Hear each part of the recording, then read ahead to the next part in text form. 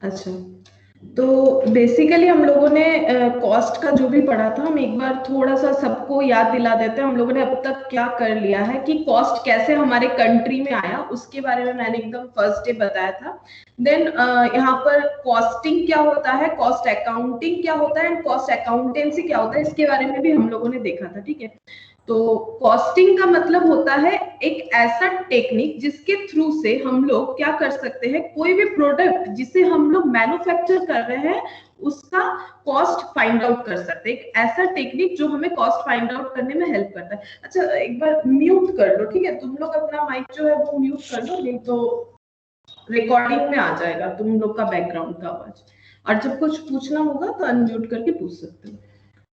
तो बेसिकली हम लोगों को क्या करना है, हम लोग कॉस्ट में क्या करते हैं कि किसी भी गुड्स का जो हम लोग मैन्युफैक्चर करें उसका कॉस्ट फाइंड आउट करते हैं। तो इसके बाद हम लोगों ने इसका काफी डिटेल्स पढ़ लिया है, लेकिन अभी हम लोग क्लास में जिस पॉइंट में है हम लोग क्या करें, देखो मैंने यहाँ पर एक लिखा हुआ है कि कॉस्ट जो है, कॉस्ट हम लोग किस किस चीज का कैलकुलेट करते हैं। कोई भी चीज हम लोग अगर प्रोडक्शन करेंगे तो हमें मेनली तीन चीज चाहिए होता है। ठीक है, एक होता है रॉ मटेरियल, कोई भी चीज अगर हम लोग प्रोडक्शन करते हैं तो हमें रॉ मटेरियल चाहिए होता है। फिर उस रॉ मटेरियल को फिनिश गुड्स में ट्रांसफर करने के लिए हमें लेबर चाहिए होता है।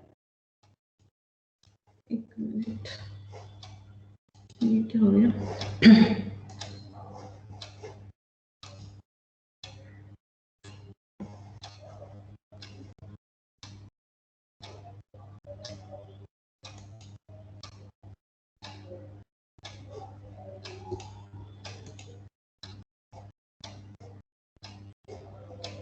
अरे सो क्यों नहीं हो रहा मुझे?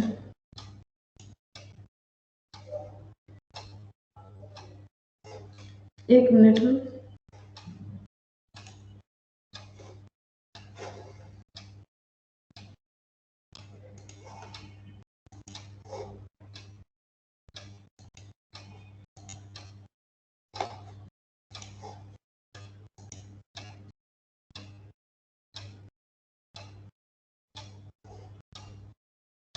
अच्छा, ठीक है, तो यहाँ पर देखो हमें क्या चाहिए, हमें रॉ मटेरियल जो होता है वो मेन चीज होता है। जब भी हम लोग कोई चीज प्रोडक्शन करते हैं, रॉ मटेरियल यानी कच्चा माल, ठीक है, वो चाहिए, और उसे फिनिश गुड्स में कन्वर्ट करने के लिए लेबर चाहिए। ठीक है, इसके अलावा अगर कुछ एक्सपेंस होता है तो वो चाहिए।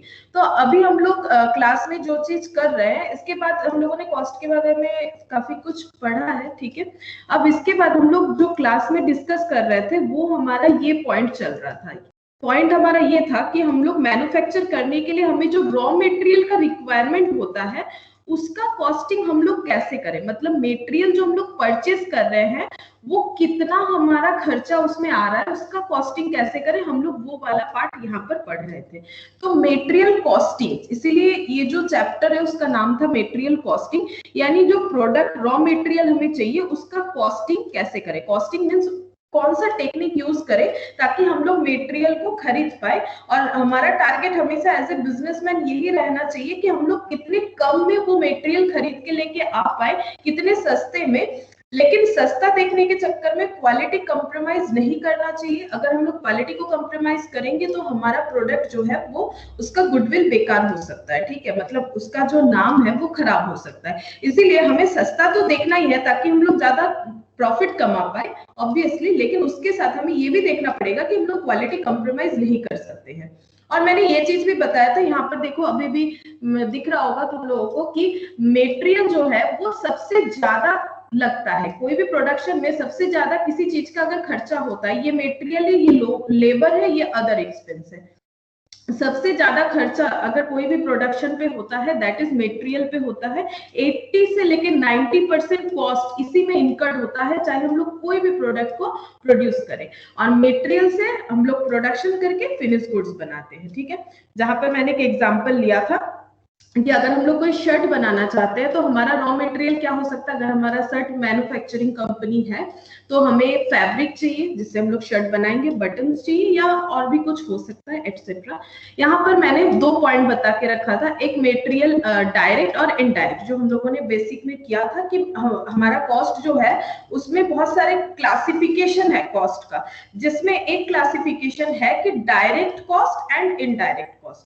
तो कॉस्ट का क्लासिफिकेशन क्योंकि डायरेक्ट इनडायरेक्ट पे है, तो वो मेटेरियल पे भी लागू होता है कि कौन सा डायरेक्ट मेटेरियल होता है, कौन सा इनडायरेक्ट। इन शॉर्ट में हम बताते, देखो मैंने ये लास्ट दिन भी बताया था, जो कॉस्ट को हम लोग फिनिश गुड्स में भी फाइंड आउट कर पाएंगे, जिस कॉस्ट को हम लोग फिनिश गुड्स में फाइंड आउट कर पाएंगे उसे हम लोग बोलेंगे डायरेक्ट कॉस्ट। तो डायरेक्ट मेटेरियल मैंने क्या लिखा है, देखो ब्रैकेट में फैब्रिक और बटन क्यों लिखा है, जब ये शर्ट बन जाएगा, मैंने यहाँ पर थोड़ा सा एक शर्ट बनाने का कोशिश किया, तो ये शर्ट जब बन जाएगा तो मुझे पता है कि इसमें कितना मीटर मतलब कितना कपड़ा जो लगा है वो कितने रुपीस का है, 500 रुपीस का लगा है, 1000 रुपीस का, या फिर 2000 रुपीस का, कुछ भी हो सकता है फॉर एग्जांपल, जो भी हो।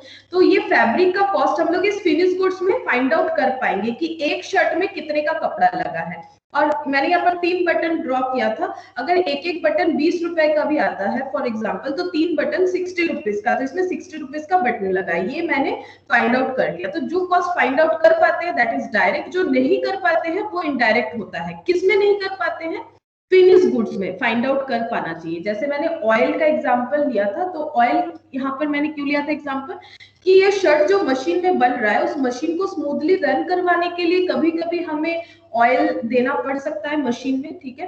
तो ये ऑयल भी तो खर्चा है, एक एक्सपेंस तो है, ये भी तो वन टाइप ऑफ मटेरियल है शर्ट बनाने के लिए। लेकिन एक इस शर्ट में इस ऑयल का खर्चा कितना है हम लोग इसे फाइंड आउट डायरेक्टली नहीं कर सकते हैं, ठीक है। इस शर्ट बनाने में ऑयल का खर्चा कितना आया वो हम लोग डायरेक्टली फाइंड आउट नहीं कर सकते हैं। जो कॉस्ट हम लोग डायरेक्टली फाइंड आउट नहीं कर सकते, या फिर जो फिनिश गुड्स के अंदर नहीं आता है, जो वाला कॉस्ट डायरेक्टली हमें शो नहीं होता है, कपड़ा शो हो रहा है, बटन शो हो रहा है, बट ऑयल कहाँ शो हो रहा है, वो तो नहीं रहा है, तो इसे हम लोग बोलते हैं इनडायरेक्ट कॉस्ट, ठीक है। अब ये मटेरियल है तो इनडायरेक्ट मटेरियल कॉस्ट, और इसका नाम कॉस्टिंग में दिया गया है ओवरहेड, सारे इनडायरेक्ट खर्चे को ओवरहेड बोला गया है। नेक्स्ट हम लोगों ने क्या पढ़ा था कि मटेरियल हमें खरीदने के लिए 3 चीज ध्यान में रखना चाहिए ताकि हम लोग एफिशिएंटली मटेरियल को खरीद पाए, कि हम लोग राइट टाइम में मटेरियल खरीदेंगे, राइट क्वांटिटी में खरीदेंगे और राइट सप्लायर से खरीदेंगे। राइट टाइम में मतलब जैसे अगर हम लोग कपड़ा जो है वो मैन्युफैक्चर करते हैं शर्ट, और अगर हमारे पास शर्ट बनाने का ऑर्डर आया हुआ है और हमारे पास कितना फैब्रिक जो है या फिर कितना बटन है उसका अवेलेबिलिटी हमें चेक करते रहना चाहिए, ठीक है। ऐसा नहीं होना चाहिए कि मुझे चाहिए सपोज मुझे चाहिए, यहाँ पर मैंने जैसे एग्जांपल दिया था 850 मीटर फैब्रिक चाहिए और मेरे पास 500 मीटर ही अवेलेबल है, यानी मुझे मार्केट से 350 मीटर और भी मंगाना है, लेकिन मुझे ये कब खरीदना चाहिए, तो मुझे ये तभी खरीदना चाहिए जब मेरे पास थोड़ा बहुत कपड़ा रह रहा है, ठीक है, उस हिसाब से मुझे खरीद लेना चाहिए। ऐसा नहीं होना चाहिए कि पूरा 500 मीटर मैंने कंज्यूम कर लिया, मतलब यूज कर लिया, फिर हम जाएंगे मार्केट में खरीदने, तो ये प्रॉब्लम हो जाएगा। क्यों होगा, क्योंकि फिर मुझे बैठे रहना पड़ेगा, मेरा जो फैक्ट्री का मैन्युफैक्चरिंग है वो स्टॉप हो जाएगा, वो बंद हो जाएगा। तो स्टॉक आउट होने के पहले ही मुझे खरीद लेना चाहिए, मुझे वेट नहीं करना चाहिए। सिंपली अगर घर पे भी होता है, देखो घर पे भी जब जो भी डेली नीड्स का सामान होता है, जैसे कि दाल चावल, मतलब हम कंजम्पशन का बात कर रहे हैं, या फिर मान लो वेजिटेबल्स वगैरह, जैसे वेजिटेबल्स तो फिर भी हम लोग मतलब कम बेसी चला लेते हैं, लेकिन जो ज्यादा जरूरत का चीज होता है जैसे मान लो पोटैटो, ठीक है, तो ये नॉर्मली घर पे सब कोई अवेलेबल रखते ही है। तो अगर मान लो घर पे जिसका जितना नीड है उस हिसाब से, कोई अगर घर पे मान लो 500 आलू है तो उसके अंदर ही वो जाके लेके आ जाता है ताकि खत्म ना हो, ठीक है। ऐसा थोड़ी होगा कि पूरा खत्म हो गया फिर किसी को मार्केट भेजेंगे, तो ये मिसमैनेजमेंट माना जाता है घर के लिए। अगर ऐसा कोई करता है तो बोला जाता है कि कुछ रहते रहते ही मंगा लो। क्यों बोला जाता है, इसीलिए ताकि जो है मतलब घर पे कोई प्रॉब्लम ना हो, काम जो डेली स्मूथली चल रहा है उसमें कोई भी प्रॉब्लम ना हो, ठीक है। उसी तरह से बिजनेस में भी वही होता है, अगर मैन्युफैक्चरिंग सही तरह से स्मूथली करवाना है तो हमें राइट टाइम पे ऑर्डर करना चाहिए, राइट क्वांटिटी में भी करना चाहिए। ऐसा नहीं हो कि मुझे 350 मीटर चाहिए, हम 350 लेके आए। इसमें प्रॉब्लम क्या होगा, अगर कोई भी गड़बड़ होता है शर्ट बनाते हुए तो फिर से मेरा क्या हो जाएगा, प्रोडक्शन रुक जाएगा। तो मुझे क्या करना पड़ेगा, मुझे थोड़ा सा ज्यादा मंगाना चाहिए। ऐसा नहीं है कि हम बहुत ज्यादा मंगा ले, जैसे मैंने एग्जांपल लिया था 400 मीटर और तो मैंने 50 मीटर एक्स्ट्रा मंगाया। अगर हम बहुत ज्यादा मंगा लेंगे तो मेरा पैसा वहां ब्लॉक हो जाएगा और हो सकता है कपड़ा पड़े पड़े खराब भी हो जाए। सिमिलरली अगर घर के लिए भी देखो तो अगर तुम्हारा जितना हम लोगों का नीड है उससे बहुत ज्यादा अगर पोटैटो वगैरह वेजिटेबल्स लाएंगे तो वो तो सड़ जाएगा, क्योंकि वो तो पेरिसेबल गुड्स है। और कपड़ा अगर तुरंत भी नहीं खराब होता है तो कुछ दिन बाद तो हो ही जाएगा, उसमें स्पॉट्स आ सकते हैं, खराब हो सकते हैं, ठीक है। और उसके अलावा भी क्या हो जाएगा, हमारा पैसा उसमें ब्लॉक हो जाएगा, क्योंकि अभी मुझे उतना नीड ही नहीं था तो मैंने वहां इन्वेस्ट कर दिया, तो मेरा पैसा तो वहां ब्लॉक हो जाएगा, तो हम सर्कुलेट कैसे कर पाए बिजनेस में। और राइट सप्लायर के रिगार्डिंग मैंने कहा था कि ऐसे सप्लायर से लो कि ऐसा नहीं होना चाहिए कि जो सस्ते में दे रहा है वही उसी से ले लेते हैं, क्योंकि हमारा जो है मैन्युफैक्चरिंग जो है वो बहुत अच्छा होगा। अगर हम लोग सस्ते में लाएंगे तो मार्केट में सस्ते में बेच पाएंगे, सिर्फ ये ध्यान देने से नहीं होगा, हमें ये देखना चाहिए जो सप्लायर हमें सस्ते में दे रहा है उसका हिस्टोरिकल बैकग्राउंड क्या है, मतलब क्या उसने इसके पहले ऐसा कोई भी सप्लाई का काम किया है, क्योंकि अगर वो अभी दे रहा है बाद में बंद कर दिया तो फिर हम लोगों का तो प्रॉब्लम हो जाएगा। क्योंकि नॉर्मली बड़ा बड़ा जो कंपनी लोग होता है, जो लोग मैन्युफैक्चर करता है, वो लोग क्या करता है, वो लोग जो मतलब रिक्वायरमेंट होता है वो एक कॉन्ट्रैक्ट बेसिस पे लेता है, तो कॉन्ट्रैक्ट टूट नहीं जाना चाहिए, तो हिस्टोरिकल बैकग्राउंड जो है वो अच्छा रहना चाहिए रिगार्डिंग सप्लाई। और फाइनेंशियल साउंड कंडीशन होना चाहिए, अगर सप्लायर के पास पैसा नहीं है तो वो मुझे कैसे गुड सप्लाई करेगा, क्योंकि उसे भी तो किसी से खरीदना ही पड़ेगा। और सिमिलर आइटम पहले किसी को अगर सप्लाई किया है तो वहां जाके हमें देखना चाहिए कि पहले ऐसा कुछ उन्होंने सप्लाई किया है कि नहीं, तो फिर हमारा सप्लाई चेन भी गुड रहेगा। और गारंटी और बॉन्ड, मतलब एक बॉन्ड या फिर गारंटी एग्रीमेंट पेपर बनवाओ, उस पर साइन करो कि आप 3 साल तक 4 साल तक जैसा एग्रीमेंट होगा मुझे ये वाला प्रोडक्ट इस प्राइस में देते जाओगे। और हाँ, ऑब्वियसली देखना चाहिए कि कोटेशन लोअर होना चाहिए, मतलब मुझे थोड़ा सस्ते में मिलना चाहिए, ठीक है। तो ये सारा चीज हम लोगों ने ध्यान में दिया था और उसके बाद मैंने यही सारा पॉइंट को लिखवाया। देन मैंने जो बताया था, आज इसके ऊपर हम लोग और भी सम्स करेंगे कि हमें जब ऑर्डर प्लेस करना है होता है तो हमें 3 कॉस्ट से जाना पड़ता है। जब भी हम लोग मटेरियल को ऑर्डर देते हैं, मटेरियल खरीदने के लिए ऑर्डर देते हैं, तो हमारे पास 3 कॉस्ट आता है, एक परचेज कॉस्ट और एक एसोसिएट। और एसोसिएट के अंडर 2 कॉस्ट होता है, कैरिंग एंड ऑर्डरिंग।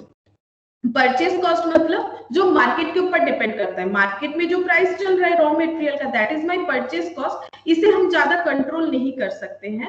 बट ये तो कॉस्ट जो है ये ऑर्गेनाइजेशन चाहे तो कंट्रोल कर सकता है। एक था कैरिंग कॉस्ट, एक था ऑर्डरिंग कॉस्ट, ठीक है। ऑर्डरिंग कॉस्ट का मतलब होता है जो बड़े बड़े कंपनियां होती है वो अपना रॉ मटेरियल कैसे ऑर्डर करती है, थ्रू टेंडर। टेंडर बुलाती है, उसका एडवर्टाइजमेंट वगैरह पेपर में देती है, और जो सप्लायर होते हैं वो उस टेंडर को रीड जब करते हैं न्यूज़पेपर में तो वो अपना कोटेशन लिख के सेंड करते हैं कंपनी को। कंपनी अपना एनुअल जनरल मीटिंग में वो टेंडर का जो मतलब जो कोटेशन आया हुआ है वो चेक करती है, और जो उसे ठीक लगता है उस सप्लायर को चूज करती है अपना रॉ मटेरियल लेने के लिए। तो ये जो कंपनी ये एक प्रोसेस के थ्रू से जा रही है रॉ मटेरियल लेने के लिए, दैट इज ऑर्डरिंग कॉस्ट, मतलब मटेरियल ऑर्डर करने के लिए ये सारा खर्चा से एक कंपनी को गुजरना पड़ेगा। एंड कैरिंग कॉस्ट क्या होता है, इसका लिस्ट मैंने यहाँ पर दिखाया भी था, अच्छा लिखवाया नहीं था क्या। तो कैरिंग कॉस्ट का मतलब, अच्छा मैंने नहीं लिख पाया था। कैरिंग कॉस्ट का मतलब होता है कि स्टॉक को रखने का जो खर्चा होता है, जैसे मान लो गोडाउन है तो गोडाउन में रखना पड़ेगा, गोडाउन रेंट पे ले रहे हैं तो रेंट देना पड़ेगा, अगर रेंट पे नहीं भी है तो हमें बाहर एक सिक्योरिटी गार्ड भी रखना पड़ेगा ताकि चोरी ना हो जाए, एक स्टोर कीपर को भी रखना पड़ेगा जो वो सारा स्टॉक का इनफ्लो और आउटफ्लो को काउंट करेगा। यानी स्टॉक को खरीद के लेके आने के बाद उसे रखने का जो खर्चा है दैट इज कैरिंग कॉस्ट। अब यहाँ पर एक कंसेप्ट हम लोगों ने देखा था कि कैरिंग कॉस्ट और ऑर्डरिंग कॉस्ट क्या होता है, ये एक दूसरे के रिवर्स होते हैं। क्यों?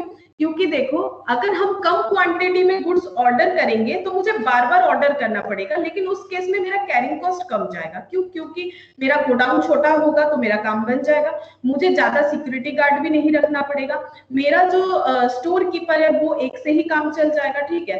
तो कैरिंग कॉस्ट बेसिकली कम होगा अगर हम कम कम स्टॉक ऑर्डर करेंगे, ठीक है।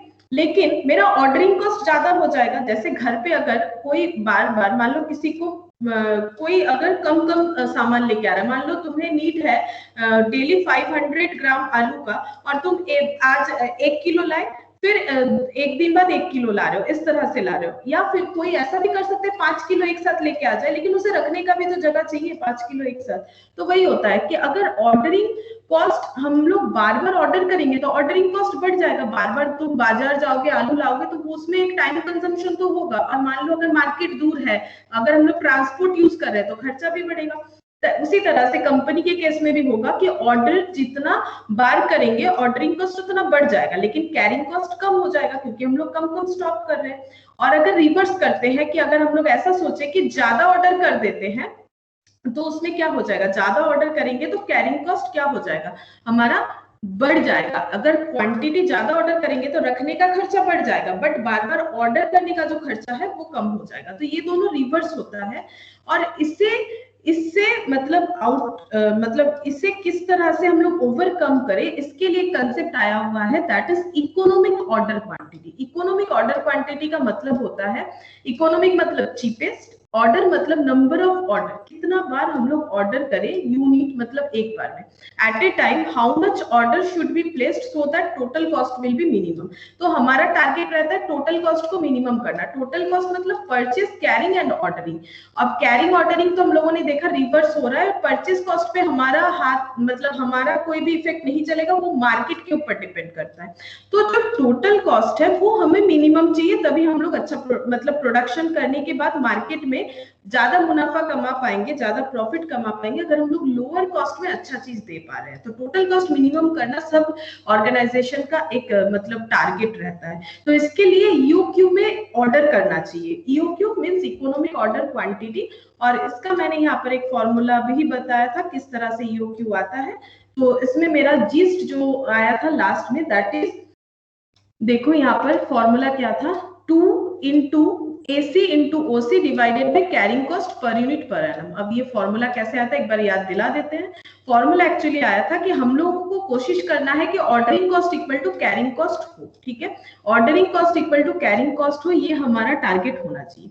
अब ऑर्डरिंग कॉस्ट मतलब जितना बार ऑर्डर करेंगे, तो हमें हमेशा इसके लिए क्या क्या एजम्पशन लेके चलना चाहिए ईओक्यू में। फर्स्ट एजम्पशन ये होता है कि हमें अपना एनुअल कंजम्पशन पता होना चाहिए, मतलब ईयरली मेरा क्या टारगेट है, मुझे ईयरली कितना रॉ मटेरियल चाहिए। तो ईयरली अगर मुझे 12,000 किलो रॉ मटेरियल चाहिए, for example 12,000 kilo raw material चाहिए, और हम एट ए टाइम अगर 200 किलो ऑर्डर दे रहे हैं, तो हम कितना बार ऑर्डर देंगे, 60 टाइम्स ऑर्डर देंगे, ठीक है, इसे 2000 कर देते हैं, ठीक है, 2000, तो ये हो जाएगा 6 टाइम्स हम ऑर्डर देंगे। 12,000 किलो मेरा रिक्वायरमेंट है और हम एट ए टाइम अगर 2000 किलो का ऑर्डर दे रहे हैं, 6 टाइम ऑर्डर देंगे, और एक बार ऑर्डर देने पे अगर 100 रुपीज का खर्चा होगा तो 6 टाइम ऑर्डर देने पे 600 रुपीज का खर्चा होगा। मैंने यहाँ पर वही लिखा था, annual consumption 12,000 kilo, number of units to be ordered in a single order, हम एक बार में 200 किलो ऑर्डर दे रहे हैं, तो डिवाइडेड, इसे ही बोला जाता है ईओक्यू। मैंने यहाँ पर दिखाया भी था, इसे ही बोला जाता है ईओक्यू। तो ईओक्यू डिवाइडेड बाय, मैंने ईओक्यू लिखा था ऑर्डरिंग कॉस्ट पर ऑर्डर। और कैरिंग कॉस्ट के लिए क्या लिखा था, कैरिंग कॉस्ट का मतलब होता है स्टॉक को कैरी करना। अब स्टॉक को कैरी करने के लिए मैंने बताया था कि जो स्टॉक सबसे लास्ट में हम लोग यूज करेंगे उसे मुझे ज्यादा दिन कैरी करना पड़ेगा। मैंने एक एग्जांपल लिया था कि अगर मेरे पास 12 पेन है लिखने के लिए, और हम एक एक महीना यूज करें, एक पेन 1 मंथ, फिर एक पेन 1 मंथ, इस तरह से यूज करें, तो जो 12th नंबर पेन हम यूज करने का टारगेट रखे हैं उसे मुझे 12 मंथ्स तक कैरी करना पड़ेगा, और जो 11th नंबर पेन है उसे मुझे 11 मंथ्स तक कैरी करना पड़ेगा। तो कैरिंग कॉस्ट अलग अलग हो जाएगा, किसी का हो जाएगा 12 महीना, किसी का 11 महीना, किसी का 10 महीना, आउट ऑफ 12 मंथ्स। तो इसीलिए एवरेज किया जाता है। तो एवरेज मैंने यहाँ पर दिखाया था, हाफ, एवरेज मतलब हाफ इनटू कौन सा स्टॉक हमें रखना है, जो हम लोग ऑर्डर कर रहे हैं, number of units to be ordered in a single order, that is EOQ, और उससे हमें कैरी करना है carrying cost per unit per annum. और इसे सॉल्व करने के बाद हमारा ये फॉर्मूला आया था। और उसके बाद यानी economic order quantity equal to आया है root over of 2 into annual consumption into ordering cost divided by carrying cost per unit per annum। अब उसके ऊपर हम लोगों ने कुछ क्वेश्चंस किया था, ठीक है, और आज हम लोग उसके ऊपर और भी कुछ अलग टाइप ऑफ क्वेश्चन करेंगे। अच्छा, लेकिन कुछ एजम्पशन होता है, वो एक बार नोट डाउन कर लो कि ईओक्यू का एजम्पशन क्या होता है, वो मैंने लास्ट दिन नहीं करवाया था, ठीक है। तो ईओक्यू तभी हम लोग कैलकुलेट कर पाते हैं अगर ये एजम्पशन हम लोग फॉलो कर पाए। तो पहला है कि annual requirement is known in advance. known in advance with certainty। मतलब अगर मुझे यही ना पता हो कि मुझे एनुअली कितना चाहिए तो हम कभी भी ईओक्यू कैलकुलेट कर ही नहीं सकते, क्योंकि देखो मैंने यहाँ पर बताया कि मेरा अगर annual consumption 12,000 kilo of material का है, तभी हम बोल सकते हैं कि अगर हम 2,000 किलो करके ऑर्डर करेंगे तभी मुझे ऑर्डरिंग कॉस्ट पता चलेगा और उसी हिसाब से हम कैरिंग कॉस्ट भी निकाल सकते हैं। तो एनुअल कंजम्पशन का एस्टिमेशन रहना चाहिए, अदरवाइज ईओक्यू कभी भी एप्लीकेबल नहीं कर पाएंगे। Annual requirement is known in advance with certainty. अच्छा, उसके बाद the inventory is consumed the inventory is consumed evenly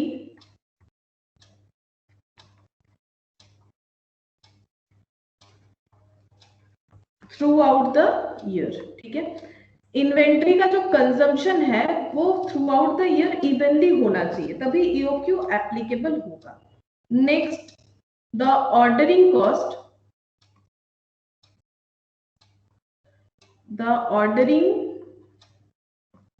cost per order, एक ऑर्डर पे जितना ऑर्डरिंग कॉस्ट होगा रिमेन्स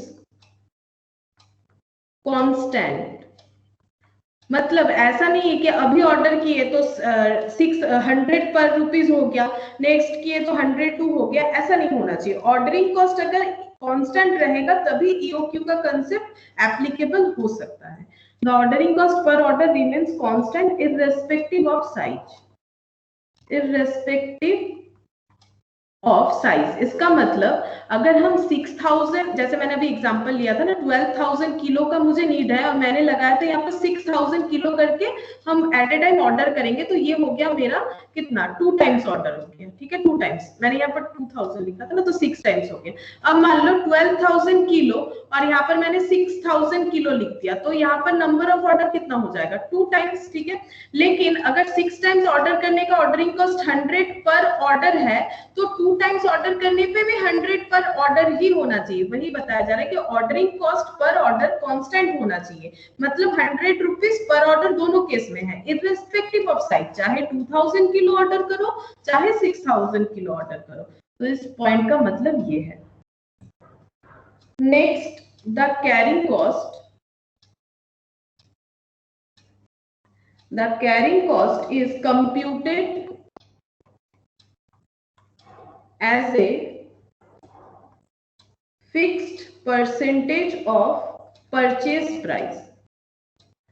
तो कैरिंग कॉस्ट जो है वो हमेशा परचेस प्राइस के ऊपर कैलकुलेट किया जाता है। कैरिंग कॉस्ट हमेशा परचेस प्राइस के ऊपर कैलकुलेट किया जाता है। इसका लॉजिक यही होता है कि हमें जो स्टॉक को कैरी करना है उसका प्राइस कैरी करने से बढ़ जाएगा। ठीक है, क्योंकि मुझे गुड्स को स्टॉक करना है तो गोडाउन रेंट देना पड़ेगा, स्टोर कीपर रखना पड़ेगा, या फिर हो सकता है मैंने जो स्टॉक खरीदा है वो मैंने लोन लेके खरीदा है तो उस लोन का इंटरेस्ट मुझे देना पड़ रहा है, तो कैरिंग कॉस्ट इस तरह से मेरा बढ़ सकता है। ठीक है, तो carrying cost is computed as a fixed percentage of purchase price. तो जितना मेरा स्टॉक का परचेस प्राइस होगा कैरिंग कॉस्ट मेरा उसके साथ मल्टीप्लाई करके आएगा। ठीक है, इसीलिए कैरिंग कॉस्ट कैसे कैलकुलेट किया जाता है, carrying cost per unit per annum. ठीक है, एक यूनिट का कैरिंग कॉस्ट निकालेंगे और एक यूनिट का कैरिंग कॉस्ट पूरे साल भर का कितना होगा, इसीलिए फॉर्मूला में मैंने उस दिन समझाया भी था क्यों लिखा जाता है carrying cost per unit per annum.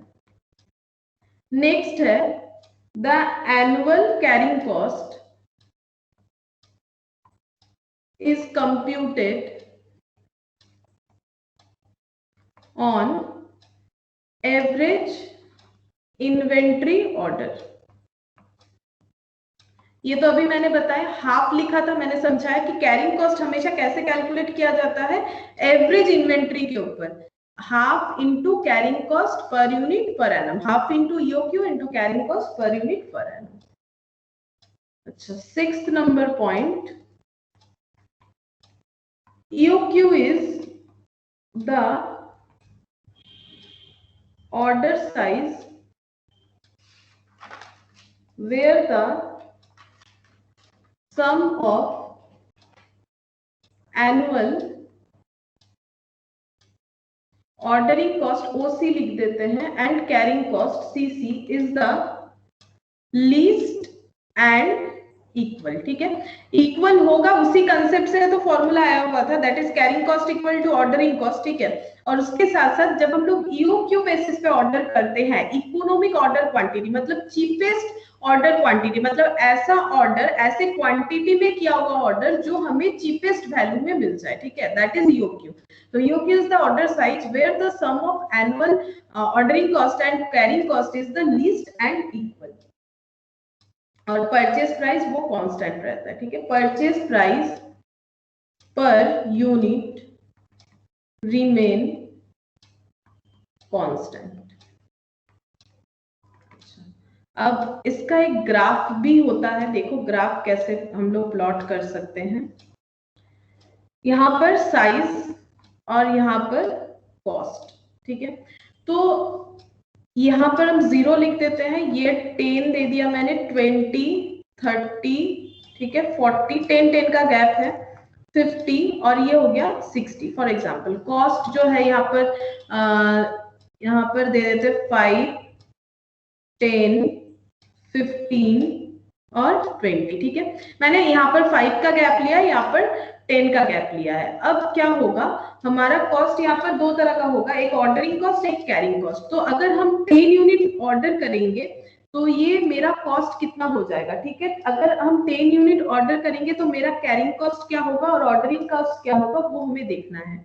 तो बेसिकली क्या होगा, हम लोग जितना ज्यादा क्वांटिटी में ऑर्डर करेंगे, जितना ज्यादा क्वांटिटी में ऑर्डर करेंगे उसमें हमारा ऑर्डरिंग कॉस्ट क्या हो जाएगा, कम हो जाएगा। इधर साइज जितना भी बढ़ेगा ऑर्डरिंग कॉस्ट मेरा क्या हो जाएगा, ऑर्डरिंग कॉस्ट मेरा कम होते जाएगा। अगर हम 10 यूनिट्स ऑर्डर करेंगे तो मेरा ऑर्डरिंग कॉस्ट जितना भी होगा, अगर हम 20 यूनिट ऑर्डर करेंगे तो मेरा ऑर्डरिंग कॉस्ट कम हो जाएगा, क्योंकि मेरा जो रिक्वायरमेंट है उसमें अगर हम ज्यादा क्वांटिटी में ऑर्डर करेंगे तो नंबर ऑफ ऑर्डर मेरा कम हो जाएगा। यहाँ पर जैसे मैंने एक एग्जांपल लिया था कि अगर हम 2000 किलो ऑर्डर करेंगे एक बार में तो मुझे 6 बार ऑर्डर करना पड़ेगा, जहां अगर 6000 किलो करेंगे तो 2 बार करना पड़ेगा। तो अमाउंट जितना बढ़ेगा, जितने क्वांटिटी में अमाउंट बढ़ेगा ऑर्डरिंग कॉस्ट उतना कम होगा। तो बेसिकली इसका जो ग्राफ है वो इस तरह से हम लोग बनाएंगे, ये ऑर्डरिंग कॉस्ट जो है वो डाउनफॉल होगा, ठीक है, जितना बढ़ेगा, ये देखो ये बढ़ रहा है, ये सबसे ज्यादा है तो ऑर्डरिंग कॉस्ट डाउनफॉल होगा। लेकिन अगर हम लोग ज्यादा क्वांटिटी में ऑर्डर करेंगे तो कैरिंग कॉस्ट जो है वो बढ़ जाएगा, क्योंकि जितना ज्यादा गुड्स हमारे पास रहेगा उसे उतना स्टॉक करना पड़ेगा, क्योंकि कैरिंग कॉस्ट जो है वो स्टॉक करने का खर्चा होता है। तो ये जो लाइन लगाया मैंने ये हो गया कैरिंग कॉस्ट, ठीक है, और ये जो डाउनफॉल हो रहा है ये हो गया ऑर्डरिंग कॉस्ट, ठीक है। और ये जहां पर इंटरसेक्ट करेगा, ठीक है, यही वाला पॉइंट, क्योंकि ईओक्यू तभी आता है जब carrying cost and ordering cost least and equal. तो ये जो पॉइंट है इसे हम लोग बोलेंगे ईओक्यू। तो इसे एक बार नॉर्मल ऐसे ही जोड़ देते हैं, पॉइंट का छोड़ दो, इस तरह से हम लोग ऐड कर सकते हैं। तो जितना ज्यादा, ये देखो यहाँ पर क्या हो गया, ये इक्वल हो गया, जहां पर कैरिंग कॉस्ट और ऑर्डरिंग कॉस्ट बराबर हो रहा है वो ईओक्यू पॉइंट हो गया। ये ऑर्डरिंग कॉस्ट, तो जितना ज्यादा ऑर्डर होगा हमारा ऑर्डरिंग कॉस्ट कम होते जाएगा, और जितना ज्यादा ऑर्डर होगा उतना हमारा कैरिंग कॉस्ट बढ़ते जाएगा, ठीक है। तो ये डाउनवर्ड होता है ऑर्डरिंग कॉस्ट का, और कैरिंग कॉस्ट का जो है वो अपवर्ड होता है। और ये दोनों जहां पर इंटरसेक्ट करेंगे उसे बोला जाएगा ईओक्यू, ठीक है, उसे ईओक्यू बोलेंगे, इकोनॉमिक ऑर्डर क्वांटिटी।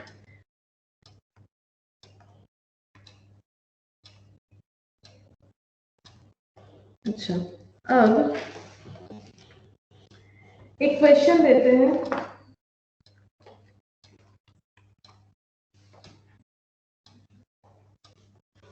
क्वेश्चन एक बार नोट डाउन करो। A company manufactures a special product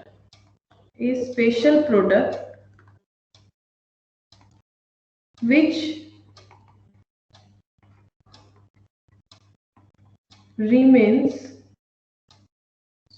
requires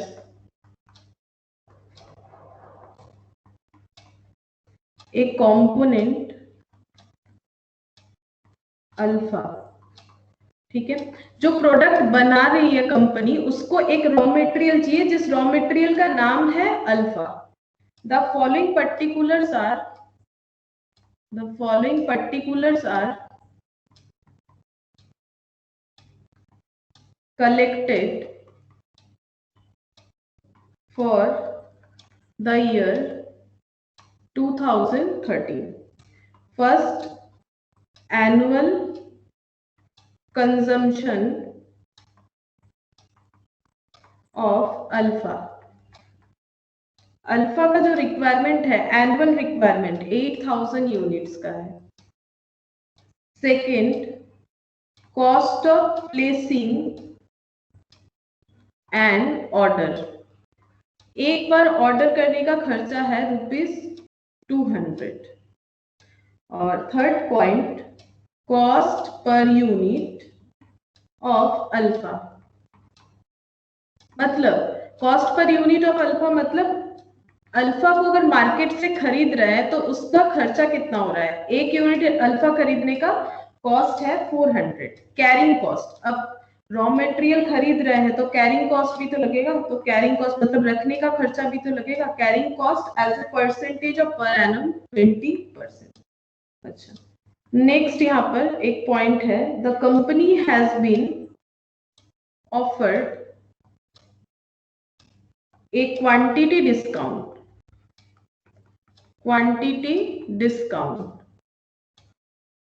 of 4% on the purchase of alpha, provided the order is 4000 component at a time. Point 1, calculate EOQ. Point 2, advise discount offer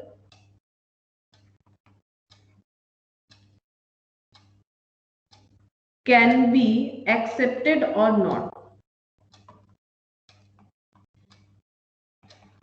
ठीक है, तो देखो question में क्या बोल रहा है. क्वेश्चन में ये बोला हुआ है कि एक कंपनी जो है वो मैन्युफैक्चर करती है. तो मैन्युफैक्चर करती है तभी कॉस्ट का बात आ रहा है. स्पेशल प्रोडक्ट मैन्युफैक्चर करती है जिसको बनाने के लिए एक कंपोनेंट यानी एक रॉ मटेरियल चाहिए जिसका नाम है अल्फा.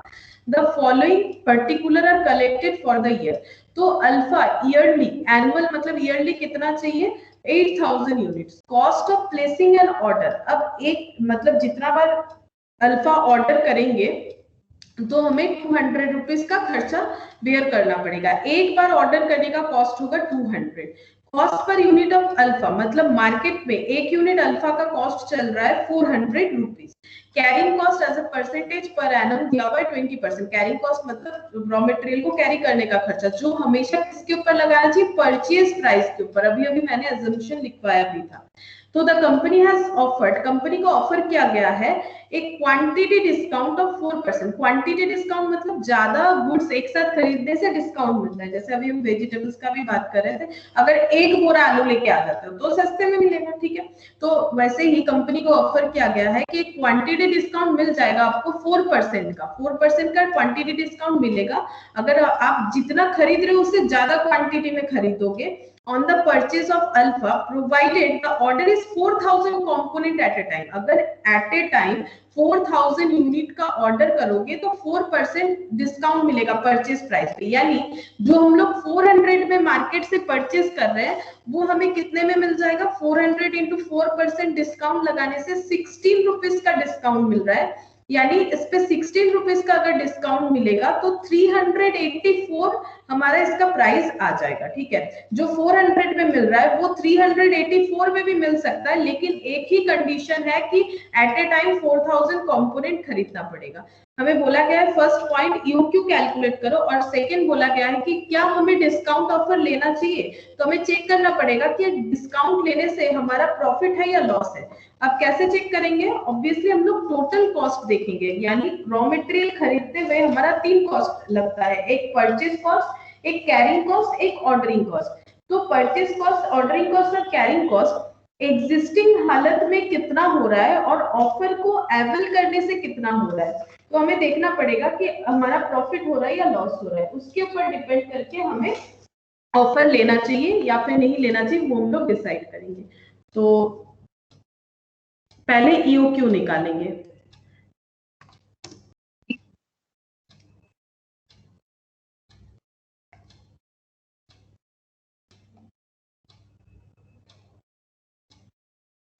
तो पहले हम लोग ईओक्यू निकालेंगे, ठीक है, ये है क्वेश्चन।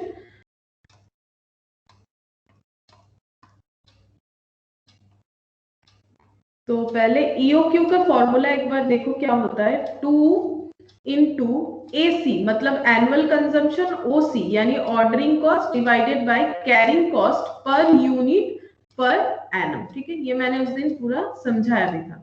तो 2 एनुअल कंजम्पशन कितना है, देखो एनुअल कंजम्पशन कितना है, एनुअल कंजम्पशन है 8000 यूनिट्स, तो 8000 यूनिट लिखेंगे। ऑर्डरिंग कॉस्ट कितना है, cost of placing an order 200 rupees, तो 200 रुपीज।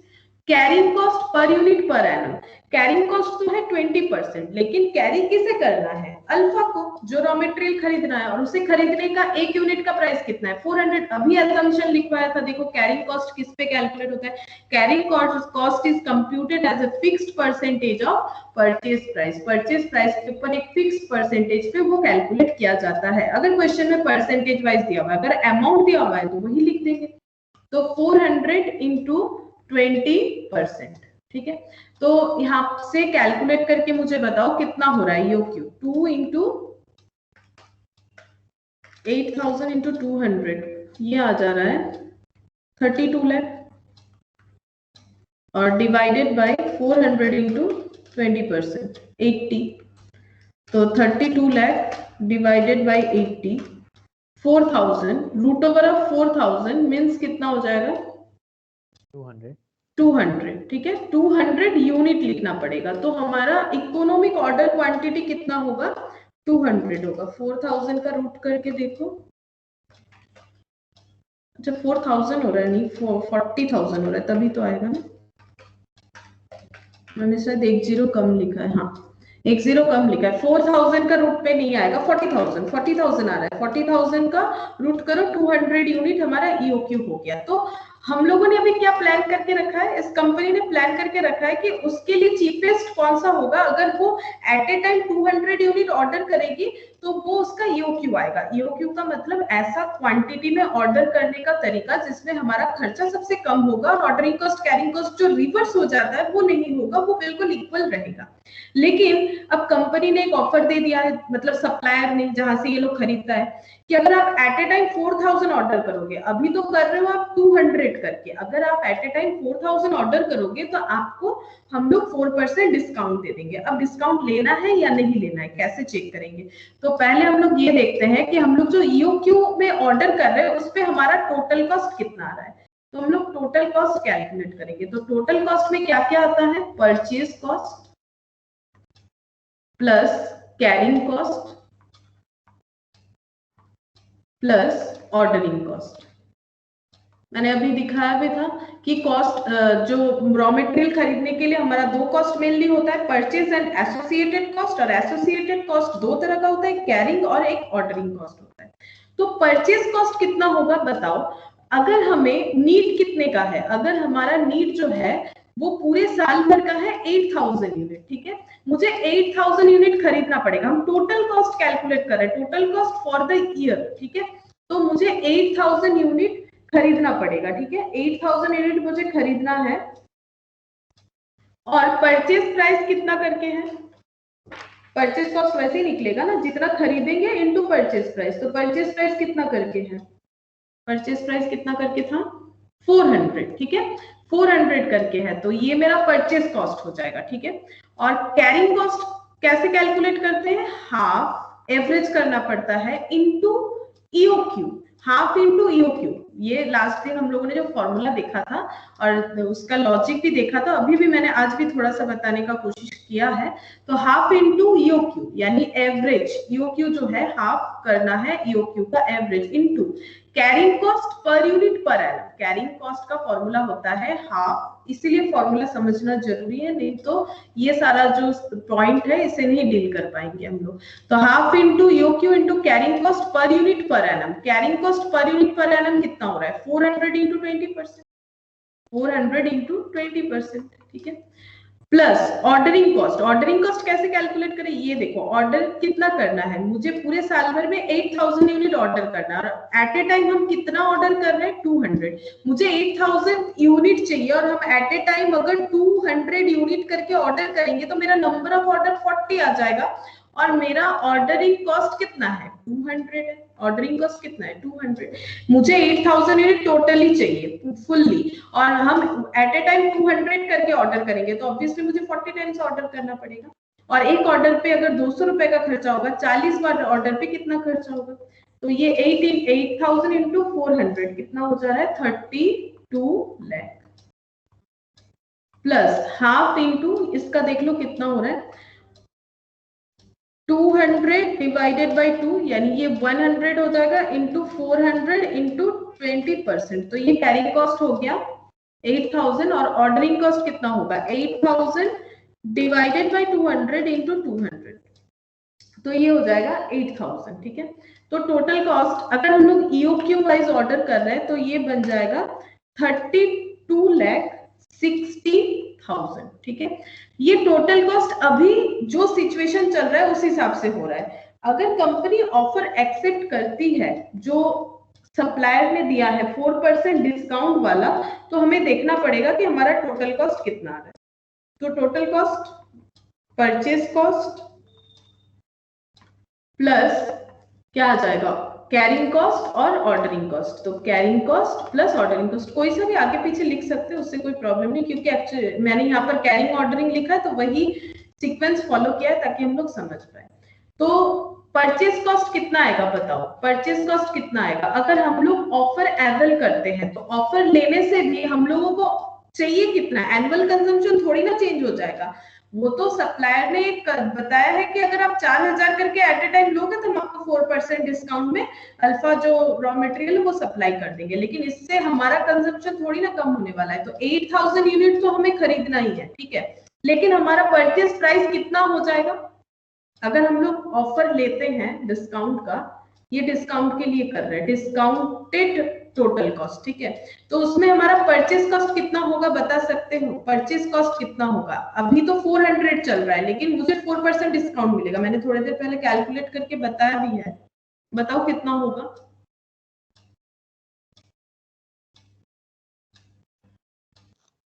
$384 बिकॉज 400 पे 4% का डिस्काउंट, 400 पे 4% का डिस्काउंट अगर होता है, ये देखो 400 इंटू 4% का डिस्काउंट देने से 16 रुपए का डिस्काउंट आता है, तो 400 माइनस 60 दैट इज 384 रुपीज में मुझे मिलेगा। तो 384 हो जाएगा मेरा परचेज कॉस्ट, जो 400 था वो 384 हो जाएगा। कैरिंग कॉस्ट कैसे होता है? Half into EOQ. ईओक्यू मतलब एक एट ए टाइम में हम लोग कितना ऑर्डर कर रहे हैं, बस ईओक्यू मतलब ईओक्यू के हिसाब से अगर ऑर्डर करेंगे तो वो चीपेस्ट होगा, लेकिन अगर मुझे 384 में लेना है रॉ मटेरियल तो मुझे कितना ऑर्डर करना पड़ेगा? एट ए टाइम 4000, तो मेरा ईओक्यू चेंज हो जाएगा, 4000 यूनिट ऑर्डर करना पड़ेगा, तो 4000 इंटू, अब बताओ कैरिंग कॉस्ट कितना आएगा? हाफ इंटू ईओक्यू, फॉर्मूला क्या था? Half into EOQ into carrying cost per unit per annum. तो बताओ कैरिंग कॉस्ट कितना आएगा यहाँ पर? जैसे यहाँ कैरिंग कॉस्ट किस पे कैलकुलेट करते हैं? परचेज प्राइस पे, तो यहाँ पर कितना आएगा? 384 पे 20%, 384 पे 20%, क्योंकि हमारा परचेज प्राइस तो चेंज हो गया, 400 कहाँ रहा? 400 तो नहीं रहा। अब ऑर्डरिंग कॉस्ट, ऑर्डर कितना करना है, कितना चाहिए पहले वो देखते हैं। 8000 यूनिट चाहिए और ऑर्डर कितना करेंगे? एट ए टाइम 4000, मतलब 2 बार में ही ऑर्डर हो जाएगा, ठीक है, 2 बार ऑर्डर करेंगे हमारा रिक्वायरमेंट कंप्लीट। और ऑर्डरिंग कॉस्ट कितना है, उसमें कोई चेंजेस नहीं होगा, वो तो 200 ही रहेगा। अभी हम लोगों ने ईओक्यू का असम्पशन भी देखा था, ऑर्डरिंग कॉस्ट कितना भी क्वांटिटी में ऑर्डर करो, ऑर्डरिंग कॉस्ट बिल्कुल सेम रहता है, वो कभी चेंज नहीं होता है। तो 8000 इंटू 384, तो ये हो गया 30,72,000 plus 4000 divided by 2 into 384 into 20%, तो ये हो गया 1,53,600 प्लस ये हो जाएगा 2 टाइम्स ऑर्डर, 2 टाइम्स इंटू 200 400, ठीक है। तो अगर तुम लोग यहाँ पर एक बार ध्यान से देखोगे तो देखना कि यहाँ पर कितना बार ऑर्डर हो रहा था, यहाँ पर हो रहा था 30 टाइम्स ऑर्डर हो रहा था, है ना। 8000 डिवाइडेड बाई 200 पे, सॉरी 40 टाइम्स ऑर्डर हो रहा था, 40 टाइम्स ऑर्डर हो रहा था, इसीलिए ऑर्डरिंग कॉस्ट ज्यादा था, क्योंकि यहाँ पर 2 बार ऑर्डर में ही काम हो जा रहा है, तो ऑर्डरिंग कॉस्ट क्या हो गया, कम हो गया। ज्यादा क्वांटिटी में ऑर्डर करोगे, कम बार ऑर्डर करना पड़ेगा, ऑर्डरिंग कॉस्ट में देखो डिफरेंस हो गया। कैरिंग कॉस्ट देखो यहाँ पर, क्योंकि कम चीज खरीद रहे थे तो कैरी करने का खर्चा कम था, अब ज्यादा खरीदोगे तो कैरी करने के लिए ज्यादा मेंटेनेंस चाहिए, तो मेंटेनेंस जैसे बढ़ेगा खर्चा भी बढ़ जाएगा। अब इसका टोटल करके देखते हैं, टोटल कॉस्ट कितना आ रहा है, 3072 प्लस 1,53,600 प्लस 400, तो ये हो गया 32,26,000। तो अगर हम लोग ये ऑर्डर लेते हैं, डिस्काउंट ऑफर लेते हैं, तो 32,26,000 होगा। अगर नहीं लेते हैं, जैसा कर रहे हैं वैसे करेंगे, तो 32,16,000 होगा। तो बताओ क्या हमें ऑफर लेना चाहिए या नहीं लेना चाहिए?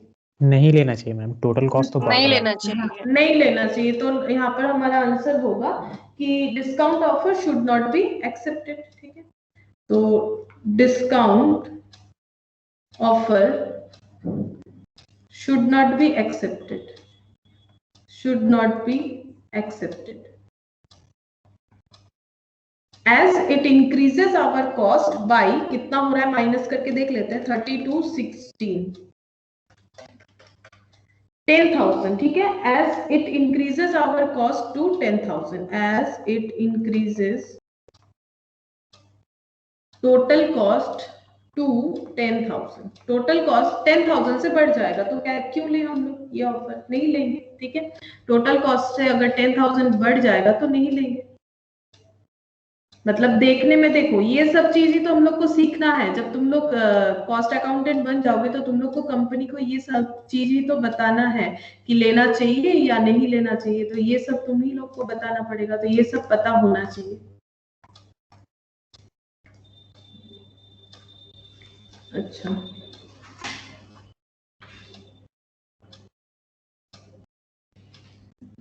नेक्स्ट एक क्वेश्चन लिखते हैं, देखो।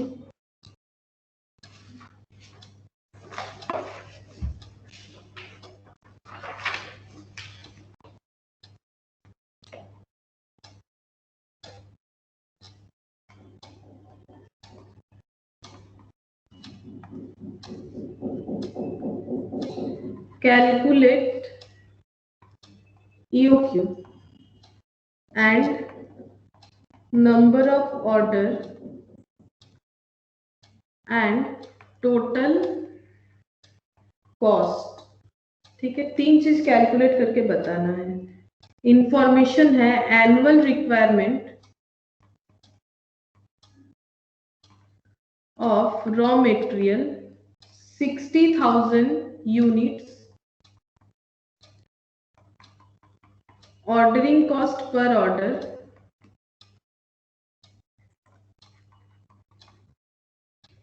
$600, annual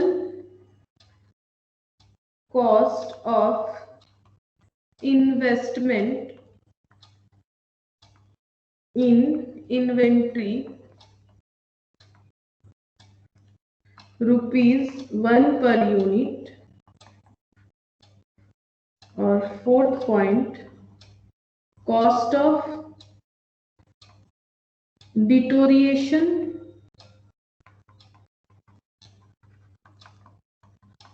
taxes, insurance, super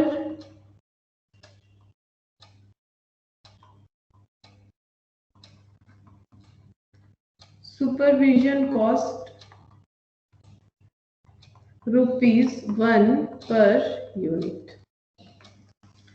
तो ये इंफॉर्मेशन दिया हुआ है। इस इंफॉर्मेशन से ईओक्यू कैलकुलेट करना है, नंबर ऑफ ऑर्डर, कितना बार ऑर्डर करना पड़ेगा वो कैलकुलेट करना है, नंबर ऑफ ऑर्डर और टोटल कॉस्ट, ये सारा चीज कैलकुलेट करना है। तो ईओक्यू कैलकुलेट करके बताओ कितना होगा।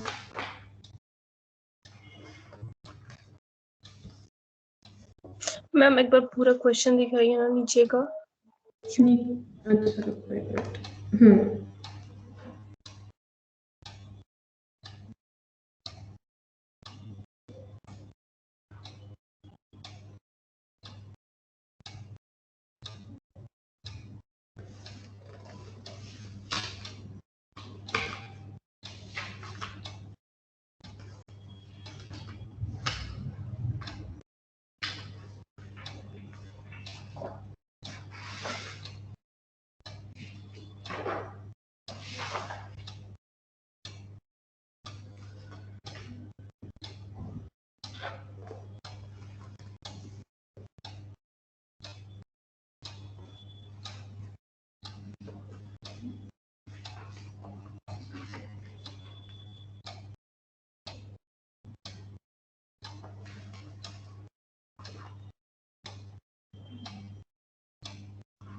तो यहाँ पर बोला है कि ईओक्यू कैलकुलेट करो, तो ईओक्यू का जो फॉर्मूला हम लोगों ने सीखा है उसे अप्लाई करेंगे।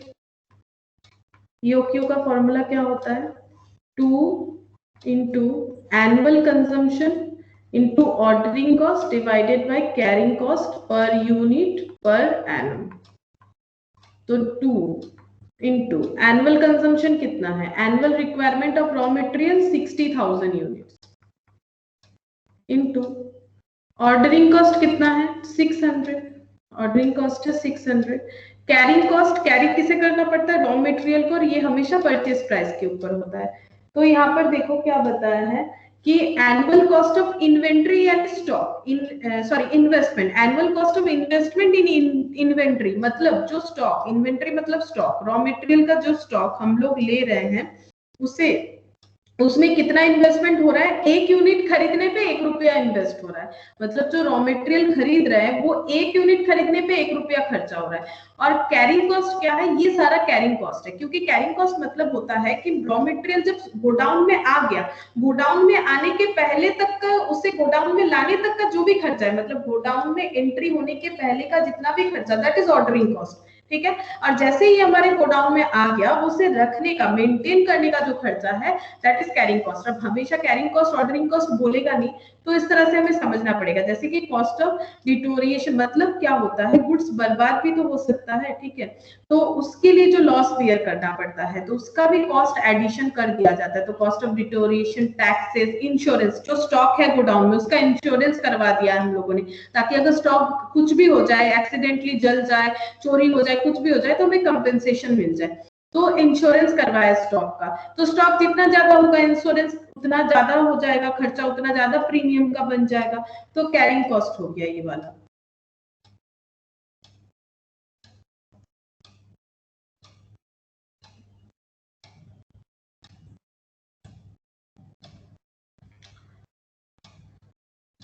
तो कैरिंग कॉस्ट हम लोग कैसे कैलकुलेट करेंगे? परचेज प्राइस के ऊपर होता है। तो 1 रुपीज है परचेज प्राइस, कैरिंग कॉस्ट भी है 1 रुपीज। तो परसेंटेज में भी दे सकता है, पर यूनिट बेसिस पे भी दे सकता है, लेकिन हमें ये फॉलो करना है। कैरिंग कॉस्ट कैसे कैलकुलेट होता है?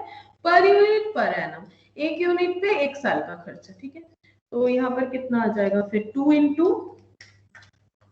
60,000 into 600 और रूट ओवर।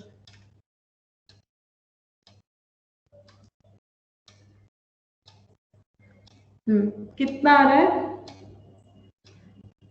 2 into 60,000 into 600, तो ये आ रहा है 70। दीदी हाँ, देखते नहीं, पाচ্ছি स्क्रीन না नहीं दिख रहा है। और स्क्रीन नहीं दिख रहा है? अच्छा एक मिनट नहीं, रुको।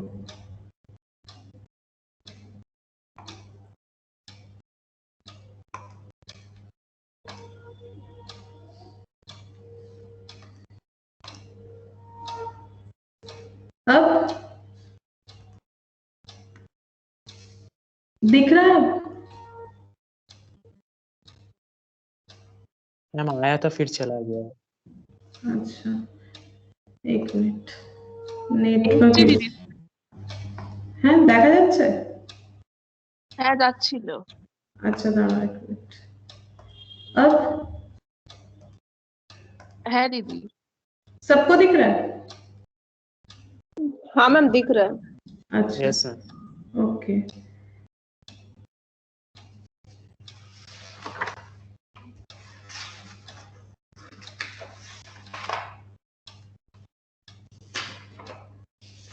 हाँ तो कैलकुलेट करो कितना आ रहा है, कुछ पॉइंट में आ रहा है शायद, देखो तो कितना आ रहा है।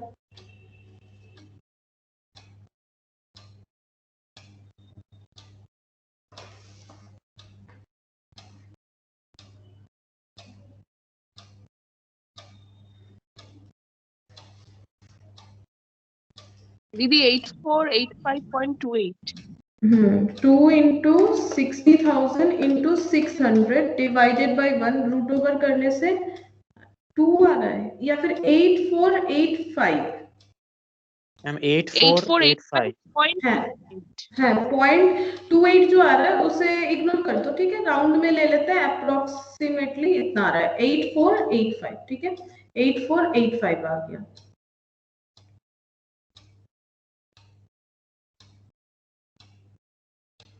अच्छा अब हमें यहाँ पर EOQ तो हम लोगों ने कैलकुलेट कर लिया, अब हमें बोला गया नंबर ऑफ ऑर्डर, तो पूरे इतने कंजम्पशन को मेंटेन करने के लिए नंबर ऑफ ऑर्डर कितना होगा। नंबर ऑफ ऑर्डर मुझे चाहिए 60,000 यूनिट्स टोटल, ठीक है, और हम एट ए टाइम कितना ऑर्डर करने वाले हैं 8485, ठीक है 8485 यूनिट, तो 60,000 डिवाइडेड बाय 8485 यूनिट यानी कितना आ रहा है देखो 7.07, तो 7 टाइम्स ऑर्डर करना पड़ेगा। अगर हम लोग 60,000 कंजम्पशन को इस तरह से करते हैं तो 8485 यूनिट ऑर्डर करना, 8485 यूनिट के अकॉर्डिंग हमें 7 टाइम्स अप्रोक्सीमेटली ऑर्डर करना पड़ेगा, ठीक है, ये हो गया नंबर ऑफ ऑर्डर। अब हमें बोला है टोटल कॉस्ट कैलकुलेट करो, टोटल कॉस्ट किस तरह से कैलकुलेट करेंगे, अभी जैसे किया था इससे एक बार प्रैक्टिस करना है, इसीलिए मैंने फिर से ऐसा एक क्वेश्चन दिया। टोटल कॉस्ट मतलब तुम लोग को purchase cost, carrying cost and ordering cost calculate करना है, तो तुम लोग कैलकुलेट करके मुझे बताओ, मैंने तो 2 बार यहाँ पर दिखाया ही है तुम लोग को कैलकुलेट करके, तो तुम लोग सही तरीके से मुझे कैलकुलेट करके बताओ, देखो होता है कि नहीं तुम लोगों से। Purchase cost, carrying cost, ordering cost, तो तुम लोग एक बार आंसर बताने का कोशिश करो, उसके बाद हम कैलकुलेट करके बता देंगे।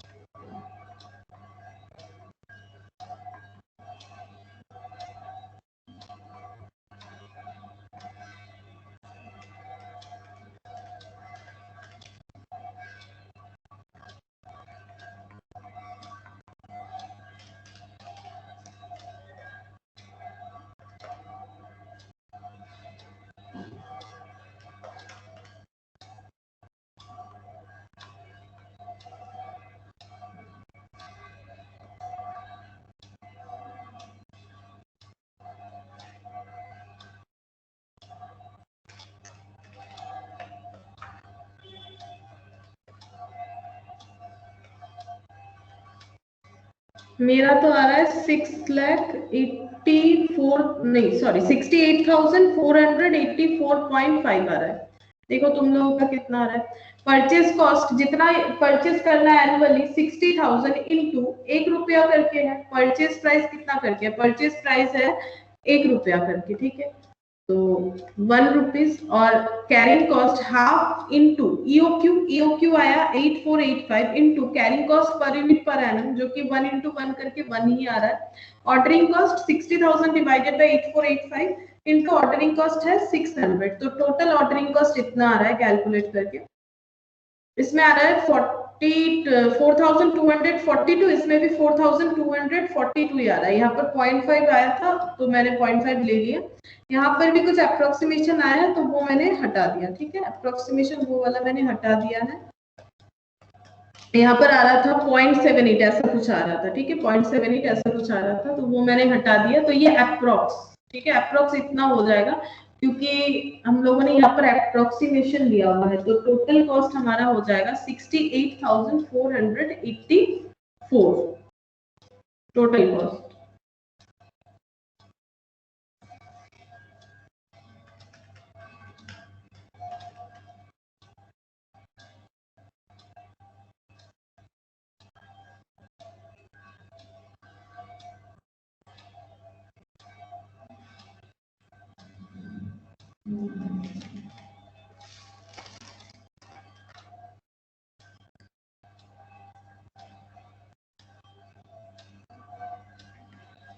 ठीक है, तो ईओक्यू तो हम लोगों ने देखा। आज हम लोग जो दूसरा चीज पढ़ने वाले हैं दैट इज सेटिंग ऑफ, एक नया पॉइंट पढ़ेंगे अभी, setting of various stock levels, ठीक है। स्टॉक लेवल्स जो है वो हमें फिक्स करना पड़ता है या फिर सेट करना पड़ता है। क्या क्या स्टॉक लेवल होता है बताएंगे क्या होता है, पहले लिख लो। रीऑर्डर लेवल, ठीक है, मैक्सिमम लेवल, मिनिमम लेवल और एवरेज स्टॉक लेवल और लास्ट लिखो डेंजर लेवल। तो स्टॉक कैसे खरीदना है, कैसे प्रोक्योर करना है वो तो हम लोगों ने देखा, ठीक है, कि सबसे बेस्ट होता है यूक्यू वाइज खरीदना, ये सब हम लोगों ने देखा। लेकिन हमें कुछ अपना स्टॉक का लेवल भी फिक्स करना पड़ता है या फिर मेंटेन करना पड़ता है, ठीक है। उसे हम लोग बोलेंगे setting of various stock level. तो क्या क्या लेवल देखो यहाँ पर नाम देख लो, reorder level, maximum, minimum, average और डेंजर लेवल। तो देखो नाम से ही हम लोग इसे आइडेंटिफाई कर सकते हैं कि क्या इस लेवल का मतलब क्या होता है। बेसिकली ये जो है ये लेवल हमें कैलकुलेट करना पड़ेगा, ठीक है, जो कि फॉर्मूला के बेसिस पे होगा। लेकिन हम लोग फिर भी सारे लेवल का मतलब तो हमें समझना पड़ेगा, फॉर्मूला तो यूज करेंगे ही, लेकिन हम लोग पहले सारे लेवल का मतलब समझते हैं। रीऑर्डर लेवल का मतलब होता है, जैसे एक नॉर्मल एग्जांपल से बताते हैं कि घर पे, जैसे मैंने अभी कहा कि किचन में बहुत सारा हमारा सामान रहता है। अब कोई, सबका अपना अपना रीऑर्डर लेवल होता है। किसी के घर में 500 आलू रहते रहते ही वो खरीदने जा सकता है, या फिर मान लो 200 ग्राम चीनी रहते रहते ही वो खरीदने जा सकता है। किसी के लिए वो दूसरा चीज हो सकता है, अगर किसी का फैमिली मेंबर ज्यादा है या फिर गेस्ट ज्यादा आते जाते हैं तो वो 1 किलो चीनी रहते हुए ही फिर जाके चीनी लेके आते हैं।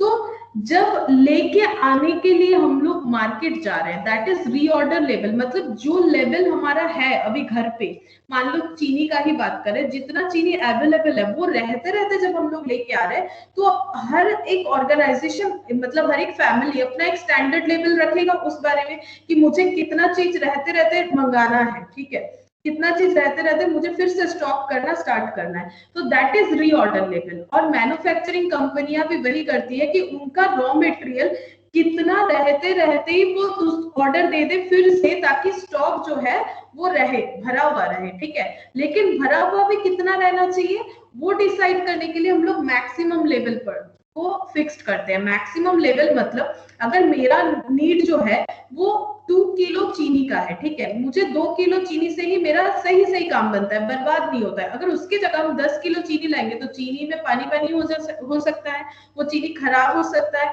या फिर उसे रखने के लिए मुझे अलग कंटेनर खरीदना पड़ सकता है। तो मेरा इन्वेस्टमेंट हो जाएगा उसमें, मेरा कॉस्ट इनकट एक्स्ट्रा हो जाएगा, लेकिन मुझे उतने का नीड ही नहीं था, मेरा पैसा उसमें फंस गया, मुझे कुछ और भी खरीदना था जो हम खरीद नहीं पाएंगे। तो हर एक ऑर्गेनाइजेशन को अपना एक मैक्सिमम लेवल सोच लेना चाहिए, उससे ज्यादा कभी भी उसे स्टॉक नहीं करना चाहिए। तो जितना स्टॉक एक कंपनी या फिर एक ऑर्गेनाइजेशन को करना है अपने रॉ मटेरियल का max to max, that is maximum level होता है, इससे ज्यादा नहीं करना है, that is maximum level. Minimum level मतलब, मिनिमम लेवल मतलब इतना से कम नहीं होना चाहिए, मिनिमम लेवल मतलब इतना से कम नहीं होना चाहिए। जैसे मुझे लगता है कि मेरे घर पे 1 किलो चीनी रहते रहते ही मुझे मंगवाना है, इससे नीचे नहीं जाना चाहिए, ठीक है, इससे नीचे नहीं जाना चाहिए, दैट इज मिनिमम लेवल। लेकिन मेरा चीनी जब थोड़ा थोड़ा खत्म होते जा रहा है, मान लो मेरे पास 2 किलो चीनी है, ठीक है, जैसे ही वो 1 किलो में आ गया उसके पहले ही मैंने ऑर्डर कर दिया, मतलब मिनिमम हम 1 किलो होने नहीं देंगे, उसके पहले ही हम ऑर्डर कर देंगे। लेकिन अगर कभी हो भी जाए तो मिनिमम 1 किलो होगा, उससे नीचे नहीं होना चाहिए, ठीक है।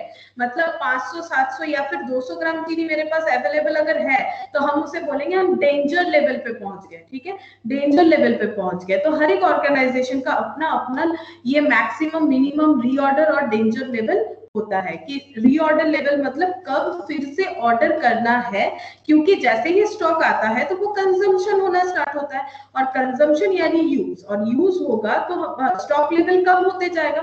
स्टॉक लेवल जब कम होते जाएगा तो वो मिनिमम में पहुंचने वाला होगा।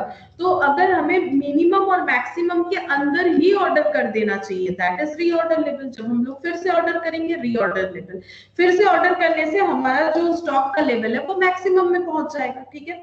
और मिनिमम लेवल मतलब जिससे नीचे नहीं जाना चाहिए स्टॉक का level, that is minimum level.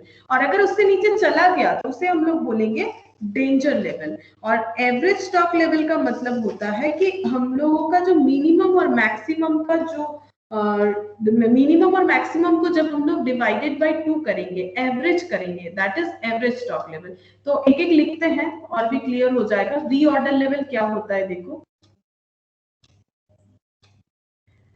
ROL, ठीक है, reorder level, it is the level of inventory. Inventory का मतलब होता है stock. It is the level of inventory in store. Store मतलब जहां पर हम लोग स्टॉक रख रहे हैं रॉ मटेरियल का, at which an order is placed with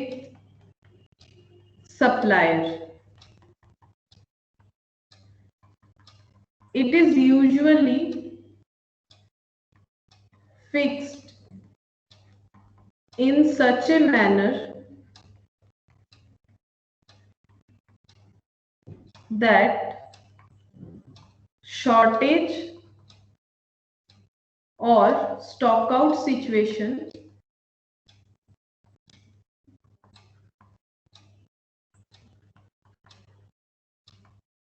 can be avoided. मतलब ऐसा नहीं होना चाहिए कि फुल्ली पूरा स्टॉक आउट हो गया है या फिर बहुत ज्यादा शॉर्टेज हो गया उसके बाद हम लोग ऑर्डर करने का कोशिश कर रहे हैं, ऐसा नहीं होना चाहिए। इसी के लिए जब हम लोग फिक्सेशन ऑफ स्टॉक लेवल पढ़ते हैं तो उसमें रीऑर्डर लेवल सबसे पहले हमारा आता है कि हमें कब ऑर्डर करना चाहिए। तो हमें अपना रिक्वायरमेंट समझने के हिसाब से ही ऑर्डर करना पड़ेगा, दैट इज रीऑर्डर लेवल, ठीक है। स्टॉक आउट सिचुएशन होने के पहले ही हम लोग ऑर्डर कर देंगे, दैट इज रीऑर्डर लेवल। अच्छा, इसके बाद मैक्सिमम लेवल।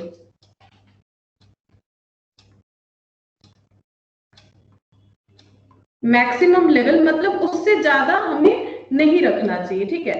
जो एकदम टॉप लेवल होता है वही maximum level. It is the top most level of inventory in the store room for a particular type of inventory, ठीक है, जो कि टॉप मोस्ट लेवल होगा। उससे ज्यादा क्यों नहीं करना चाहिए हमें? उससे ज्यादा करके हमें फायदा नहीं है, क्योंकि अगर एक्स्ट्रा चीज खरीदेंगे तो उसमें पैसा इनकट होगा और उसे रखने के लिए, उसे मेंटेन करने का भी खर्चा बढ़ जाएगा। इसीलिए हमें अपना मैक्सिमम लेवल सोच समझ के हमारे नीड के हिसाब से, हमारे रिक्वायरमेंट के हिसाब से डिसाइड करना चाहिए। तो वो होता है मैक्सिमम लेवल। अब minimum level,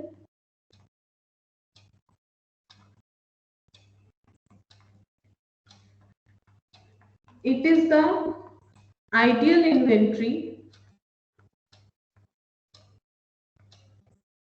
level at which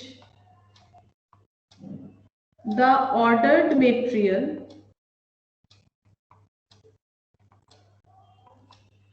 should be received, otherwise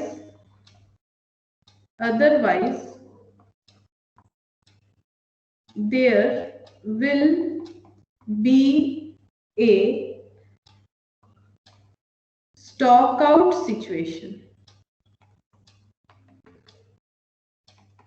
मतलब ये क्या बोला है, देखो यहाँ पर बोल रहा है मिनिमम लेवल का मतलब क्या होता है? It is the ideal inventory level eight which the ordered material, ठीक है, ordered material should be received. मतलब रीऑर्डर लेवल, मतलब जिस लेवल पे हम लोगों ने ऑर्डर कर दिया, ऑर्डर कर दिया है तो मेटेरियल आ जाना चाहिए। अगर मेटेरियल टाइम पे नहीं आएगा तो हम लोग मिनिमम लेवल तक पहुंच जाएंगे, ठीक है। तो मिनिमम लेवल तक ठीक है, लेकिन उसके नीचे अगर चले जाएंगे तो वो डेंजर लेवल हो जाएगा, ठीक है। तो वही बोल रहा है कि it is the ideal inventory level eight which the ordered material should be receive. तो कम से कम जो मटेरियल हम लोगों ने ऑर्डर किया है जिस लेवल पे, यानी जो रीऑर्डर लेवल पे हम लोगों ने मटेरियल को ऑर्डर किया है, वो मिनिमम लेवल तक हमारे पास रिसीव हो जाना चाहिए। तो जिस लेवल तक हमारे पास रिसीव हो जाना चाहिए उसे हम लोग मिनिमम लेवल बोलेंगे। अगर नहीं रिसीव होता है तो हमारा सिचुएशन हो जाएगा स्टॉक आउट सिचुएशन, ठीक है, स्टॉक आउट सिचुएशन हो जाएगा। Next, average stock level.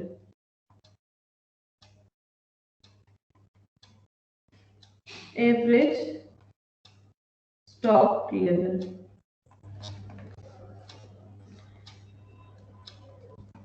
it is the level of inventory held on an average during the year। मतलब पूरे साल भर ऑन एन एवरेज जो इन्वेंट्री एक ऑर्गेनाइजेशन होल्ड करेगा, मतलब अपने पास रखेगा एवरेज जितना, उस लेवल को बोला जाता है एवरेज स्टॉक लेवल, ठीक है। उस लेवल को बोला जाता है एवरेज स्टॉक लेवल। अच्छा, और लास्ट जो था डेंजर स्टॉक लेवल। अब देखो डेंजर स्टॉक लेवल क्या होता है।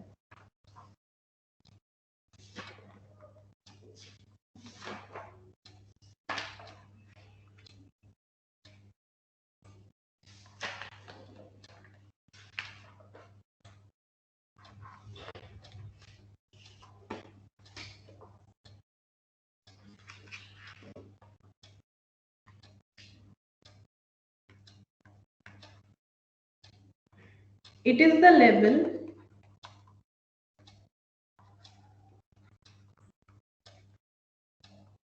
below which stock should not be allowed to fall except under emergency condition।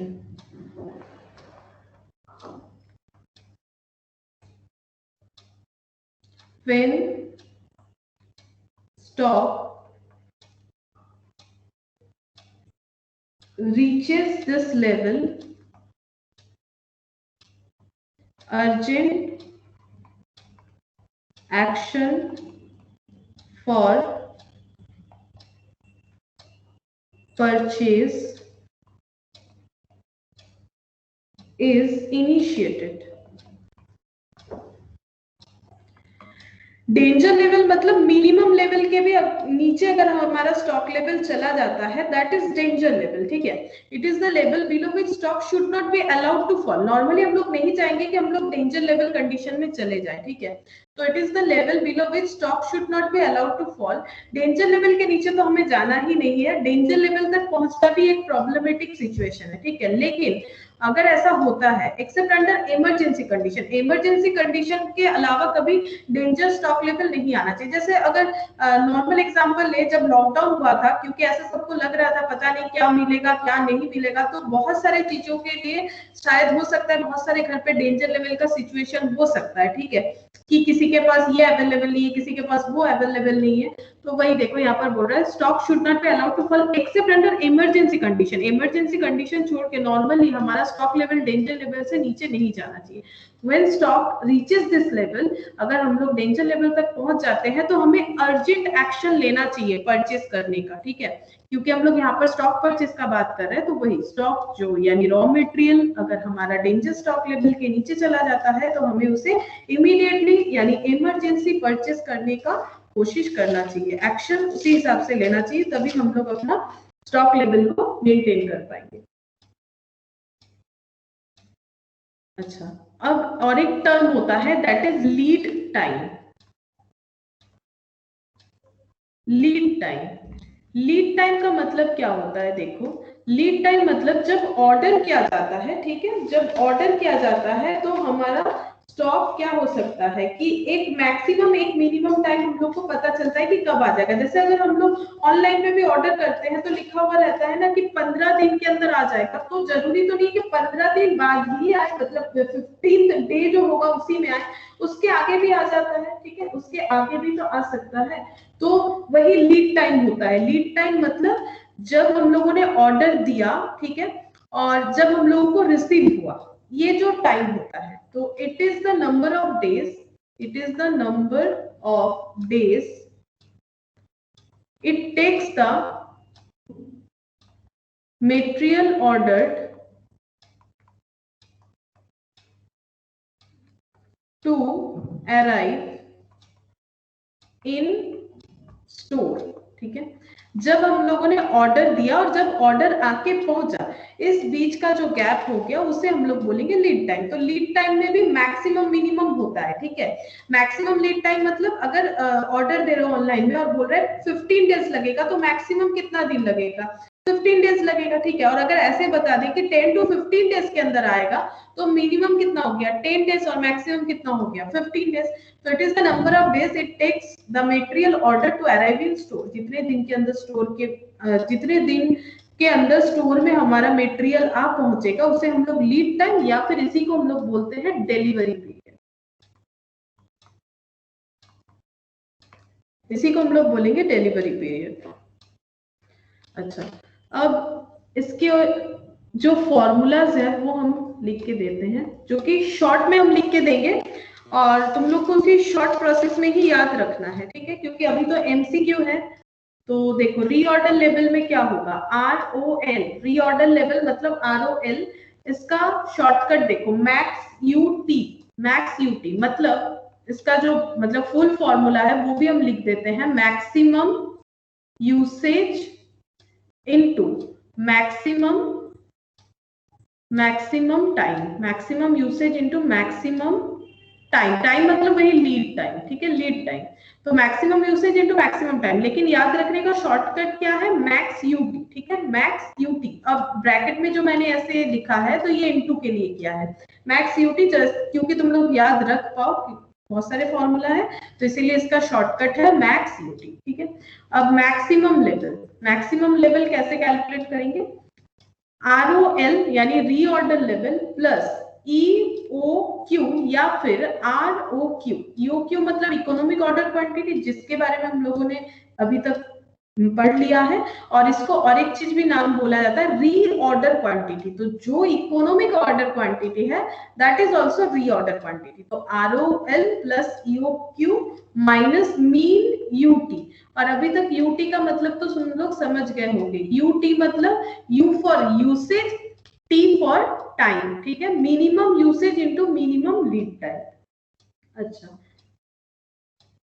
Minimum level, ठीक है, मिनिमम स्टॉक लेवल, मैंने यहाँ पर मीन लिखा है, मीन लेवल क्या होगा, ROL minus average UT, average UT मतलब average usage into average time. Fourth है डेंजर लेवल, डेंजर लेवल का होगा एवरेज यूसेज, ठीक है, average usage into emergency time, ET का मतलब यहां पर लिख देते हैं इमरजेंसी टाइम, ठीक है, इमरजेंसी टाइम, ईटी का मतलब होता है इमरजेंसी टाइम। फिफ्थ है average level, half into minimum plus maximum, ठीक है, half into minimum plus maximum, that is क्या हो गया, एवरेज स्टॉक लेवल। तो reorder level maximum usage into maximum time, ठीक है, और मैक्सिमम लेवल मतलब क्या हो जाएगा, रीऑर्डर लेवल प्लस ईओक्यू। अब ऐसा क्यों हो रहा है, देखो ना, मैक्सिमम लेवल मतलब हमें वो लेवल तक पहुंचना है जितना हम लोग मैक्सिमम स्टोर करना चाहते हैं।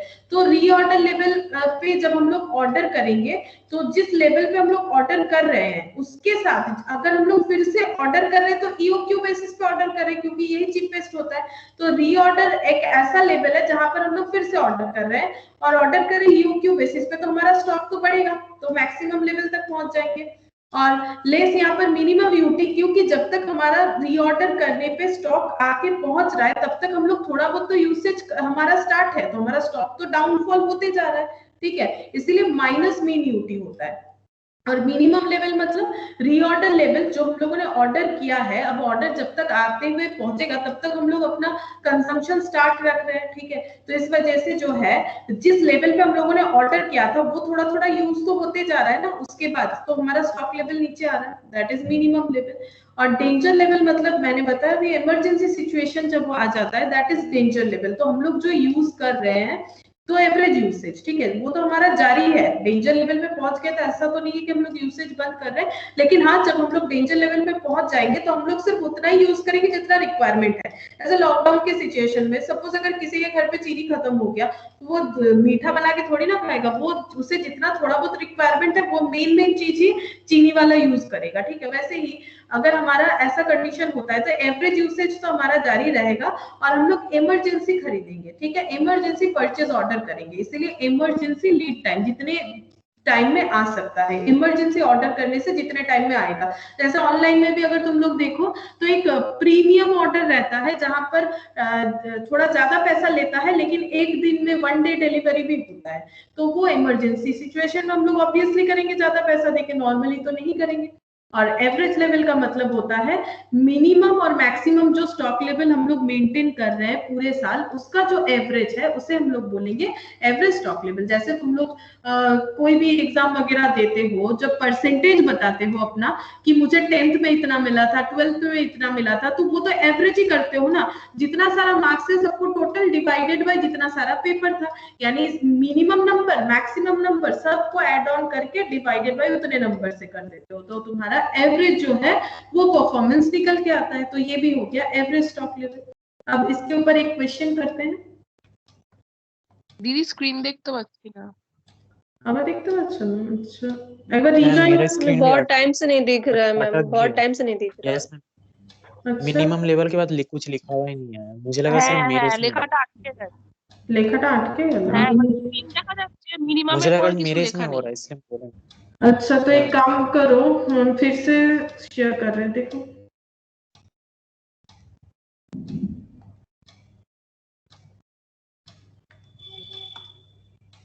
अब अब अब दिख दिख रहा रहा है है? मैम। अच्छा अब हम स्लाइड इधर उधर कर रहे हैं, वो शो हो रहा है या फ्रीज हो गया? नहीं वो शो हो रहा है, स्लाइड इधर उधर हो रहा है। हाँ तब ठीक है, तब दिखेगा पूरा ही। अच्छा लिखो तुम लोग का जो छूट गया। हम एक सेकंड यहाँ पे थोड़ा लिख लेते हैं, दिख नहीं रहा है। लिखो।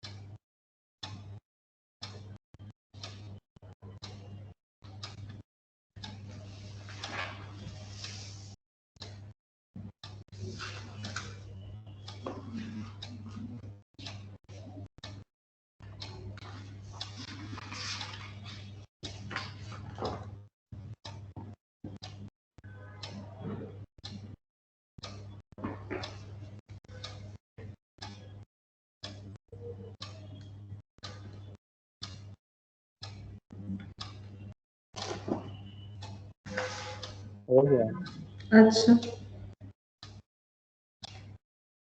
ठीक है, तो हम लोग जो भी अभी सीखे इसके ऊपर एक न्यूमेरिकल्स करके देखते हैं। 2 component x and y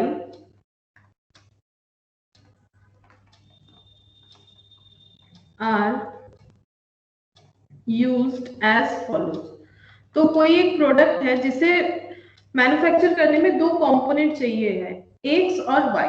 तो नॉर्मल यूसेज, ठीक है, मतलब एक नॉर्मल यूसेज होता है कि नॉर्मली कितना चाहिए, ठीक है। अब किस हिसाब से वो डेटा दिया हुआ है, देखो 600 यूनिट्स पर वीक ईच, ठीक है, मतलब वीकली डेटा दिया हुआ है कि वीकली कितना यूज होता है। तो weekly X component 600 units per week और वाई भी 600 यूनिट पर वीक यूज होता है।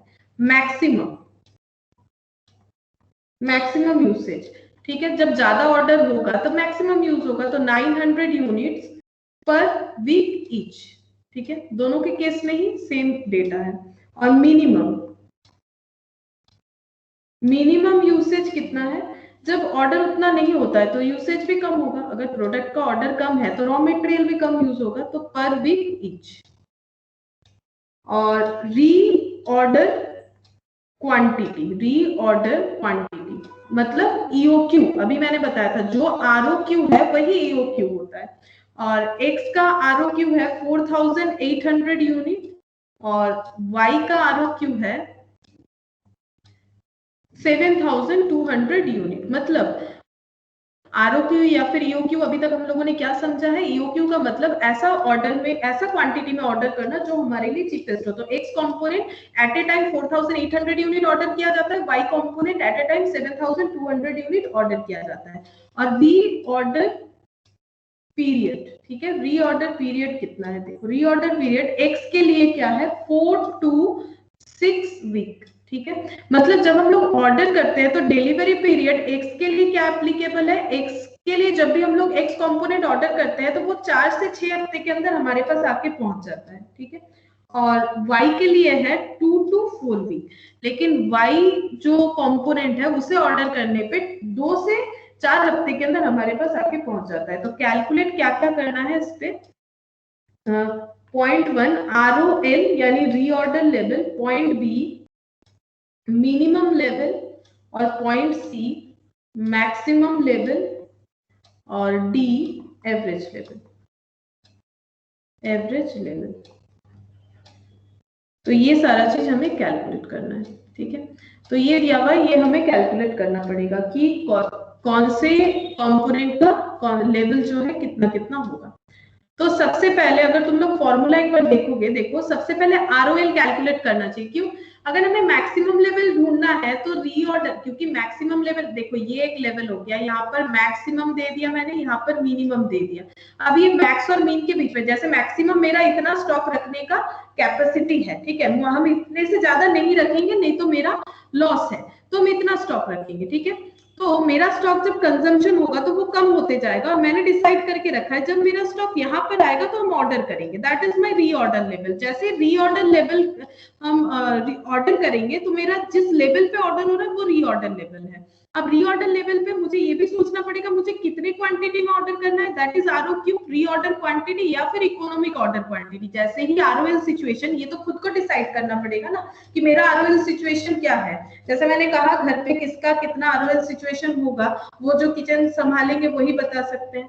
तो आरओएल, ठीक है, अब यहाँ पर डिसाइड करेंगे कि कितना यूनिट में हमें ऑर्डर करना है, दैट इज ईओक्यू, ठीक है। अब मैक्सिमम लेवल तक पहुंचना है तो आरओएल में ऐड हो जाएगा ना रीऑर्डर लेवल जो हम लोगों ने किया है। रीऑर्डर लेवल पे जब ऑर्डर किया है तो जैसे ही ऑर्डर आके पहुंचेगा मेरा मैक्सिमम लेवल खुद ब खुद बन जाएगा, क्योंकि मेरे यहाँ पर स्टॉक फिर से भर्ती हो जाएगा। पहले डाउनफॉल हो रहा था, जैसे स्टॉक रिसीव होगा वो अपवर्ड हो जाएगा। इसीलिए आरओएल प्लस ईओक्यू कितने से अपवर्ड होगा, जितना हम लोग ऑर्डर करेंगे, इसीलिए ईओक्यू या फिर आरओक्यू ऐड है। और मिनिमम यूसेज और टाइम क्यों माइनस है, क्योंकि जब तक पहुंच नहीं रहा है मेरा ऑर्डर तब तक तो मेरा कंजम्पशन जारी है। तो कंजम्पशन अगर जारी है तो मेरा स्टॉक लेवल तो धीरे धीरे नीचे आ रहा है ना मिनिमम की तरफ, इसीलिए मीन यूटी है, ठीक है। तो एक चीज देखो, मैक्स में ROL प्लस है और मीन में ROL माइनस है, तो हर जगह ROL का नीड पहले है, तो सबसे पहले ROL ही कैलकुलेट करना पड़ेगा, उसके बाद ही हम लोग बाकी लेवल कैलकुलेट कर सकते हैं। तो सबसे पहले ROL कैलकुलेट करेंगे, लेकिन इसे याद रखने के लिए मैंने जैसे कहा है वैसे याद रखोगे तभी याद रख पाओगे, क्योंकि आगे जाके और चैप्टर्स में हमें और भी थोड़ा बहुत फॉर्मूला मिलेगा। तो मैक्स यूटी, ठीक है, इस तरह से हम लोग अगर याद रखेंगे तो हम लोग कर पाएंगे मैक्स यूटी। तो मैक्स यूटी मतलब maximum usage into maximum time. तो बताओ मैक्सिमम यूसेज कितना है? मैक्सिमम यूसेज है 900 यूनिट। तो मैक्सिमम यूसेज कितना हो गया? 900 यूनिट। हम x कंपोनेंट का निकाल रहे हैं, ठीक है, x कंपोनेंट का। और मैक्सिमम टाइम, x कंपोनेंट को पहुंचने में मैक्सिमम कितना टाइम लग सकता है? लिखा हुआ है 4 to 6 वीक। तो मैक्सिमम कितना होगा? 6। 4 और 6 में मैक्स कौन है? 6 है। तो ये कितना हो जाएगा? 9 6 54, ठीक है, 5400 यूनिट हो गया रीऑर्डर लेवल, ठीक है। ये एक्स कंपोनेंट का हो गया। अच्छा, अब एक्स कंपोनेंट का हम लोग निकाल लेते हैं मैक्सिमम लेवल। तो मैक्सिमम लेवल कैसे निकालेंगे? अभी मैंने कहा था ROL पे हम लोग ऑर्डर करेंगे। कितना करेंगे? इकोनॉमिक ऑर्डर क्वांटिटी करेंगे। देखो, अगर समझ के फॉर्मूला सीखोगे तो बिना मतलब ज्यादा मेमोराइज नहीं करना पड़ेगा। तो रीऑर्डर लेवल पे ऑर्डर करेंगे, कितने क्वांटिटी में करेंगे? योग क्यू पे करेंगे, लेकिन इस मिडिल में तो हमारा मिनिमम यूसेज तो जारी है ना, मीन यूटी ये तो चलते रह रहा है। तो ROL कितना आया है? 5400। योग क्यू एक्स का दिया हुआ होगा हमारे क्वेश्चन में 4800। तो 4800 EOQ। और mean UT, minimum usage into minimum time. Minimum usage x component का दोनों का ही बराबर है 300 यूनिट, मतलब दोनों ही सेम है। 300 इनटू मिनिमम टाइम कितना है? 6 to 4 वीक। तो 4 वीक मिनिमम टाइम है, तो 4, ठीक है। तो ये कितना हो जा रहा है चेक करना पड़ेगा। 5400 प्लस 4800 प्लस 4800 माइनस 1200, तो ये हो गया 9000 यूनिट मैक्सिमम लेवल, ठीक है, मैक्सिमम लेवल। और मिनिमम लेवल कितना होगा? मिनिमम लेवल कितना होगा? मिनिमम लेवल का फॉर्मूला क्या होगा? रीऑर्डर लेवल से जब हम लोग नीचे जा रहे हैं, अब नीचे क्यों जा रहे हैं? क्योंकि हमारा यूसेज जारी है। तो इस यहाँ पर अब हम लोग लेंगे average usage into average time. ROL आया हुआ है 5400 unit, average usage into average time हमें देना है। तो एवरेज यूसेज, अगर एवरेज यूसेज मतलब क्या होगा? जो एवरेज यूसेज है वही नॉर्मल यूसेज मानेंगे। ये इस चैप्टर का एक रूल्स बोल सकते हो कि जो नॉर्मल यूसेज है उसे हम लोग एवरेज यूसेज मानते हैं, ठीक है। तो अगर लैंग्वेज नॉर्मल दे तो भी एवरेज यूसेज मानो, अगर एवरेज दे तो एवरेज यूसेज तो मानेंगे ही। तो 600 यूनिट एवरेज यूसेज है, ठीक है। 600 यूनिट जो है वो एवरेज यूसेज है, इनटू एवरेज टाइम कितना होगा? 4 से 6 हफ्ते के अंदर आके पहुंच सकता है, तो एवरेज कितना टाइम लग सकता है? 4 + 6 डिवाइडेड बाय 2, तो एवरेज 5 वीक लग सकता है। एवरेज हमारा 5 वीक लग सकता है, तो इनटू 5। तो 5400 माइनस 3000, 2400 मिनिमम लेवल, ठीक है। तो एक्स का हम लोगों ने रीऑर्डर लेवल निकाल लिया 5400 और मिनिमम लेवल 2400, मैक्सिमम लेवल हो गया 9000। अब एवरेज निकाल लेते हैं। एवरेज लेवल क्या हो जाएगा? Mean plus max divided by 2। तो मिनिमम है 2400 और मैक्सिमम स्टॉक लेवल कितना है? 9000। तो 9000 प्लस 2400 डिवाइडेड बाय 2, तो 5700। ये हो गया एवरेज स्टॉक लेवल। सिमिलरली हम लोग y कंपोनेंट के लिए भी कैलकुलेट कर सकते हैं। यहाँ पर कर लेते हैं y कंपोनेंट के लिए। y का ROL क्या हो जाएगा? Max UT.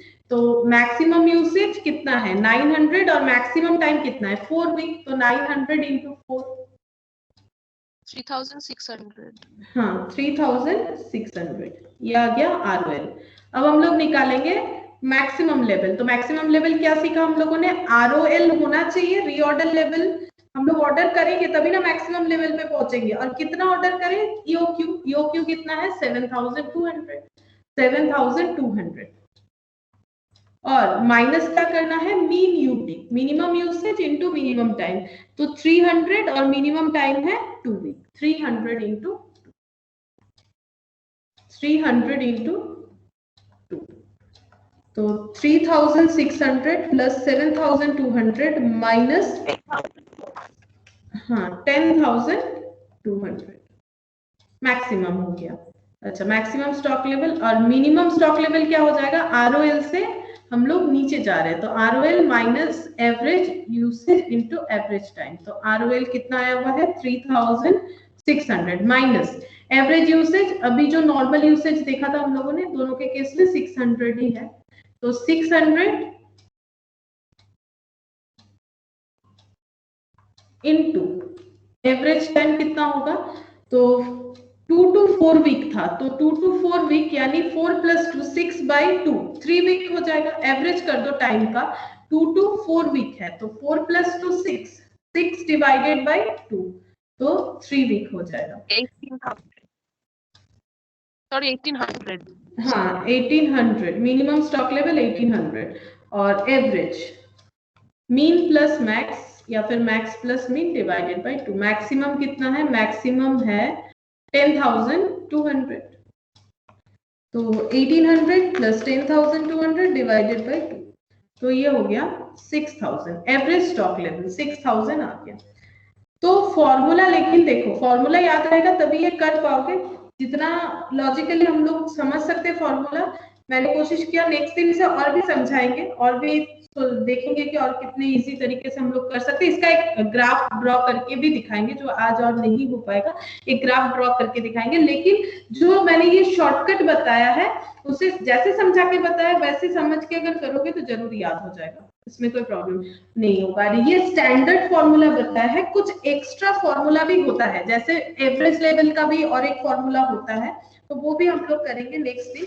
आज हम लोग यहीं तक करते हैं, ठीक है, आज यहीं तक करते हैं। और इस रिगार्डिंग कुछ क्वेश्चन अगर तुम लोग अपने पास, जिसके पास जो स्टडी मैट है इंस्टीट्यूट का, वहां से प्रैक्टिस कर सकते हो, अदरवाइज हम भी सेंड करेंगे, ठीक है, प्रैक्टिस करने के लिए, तो वहां से भी तुम लोग को प्रैक्टिस करना है।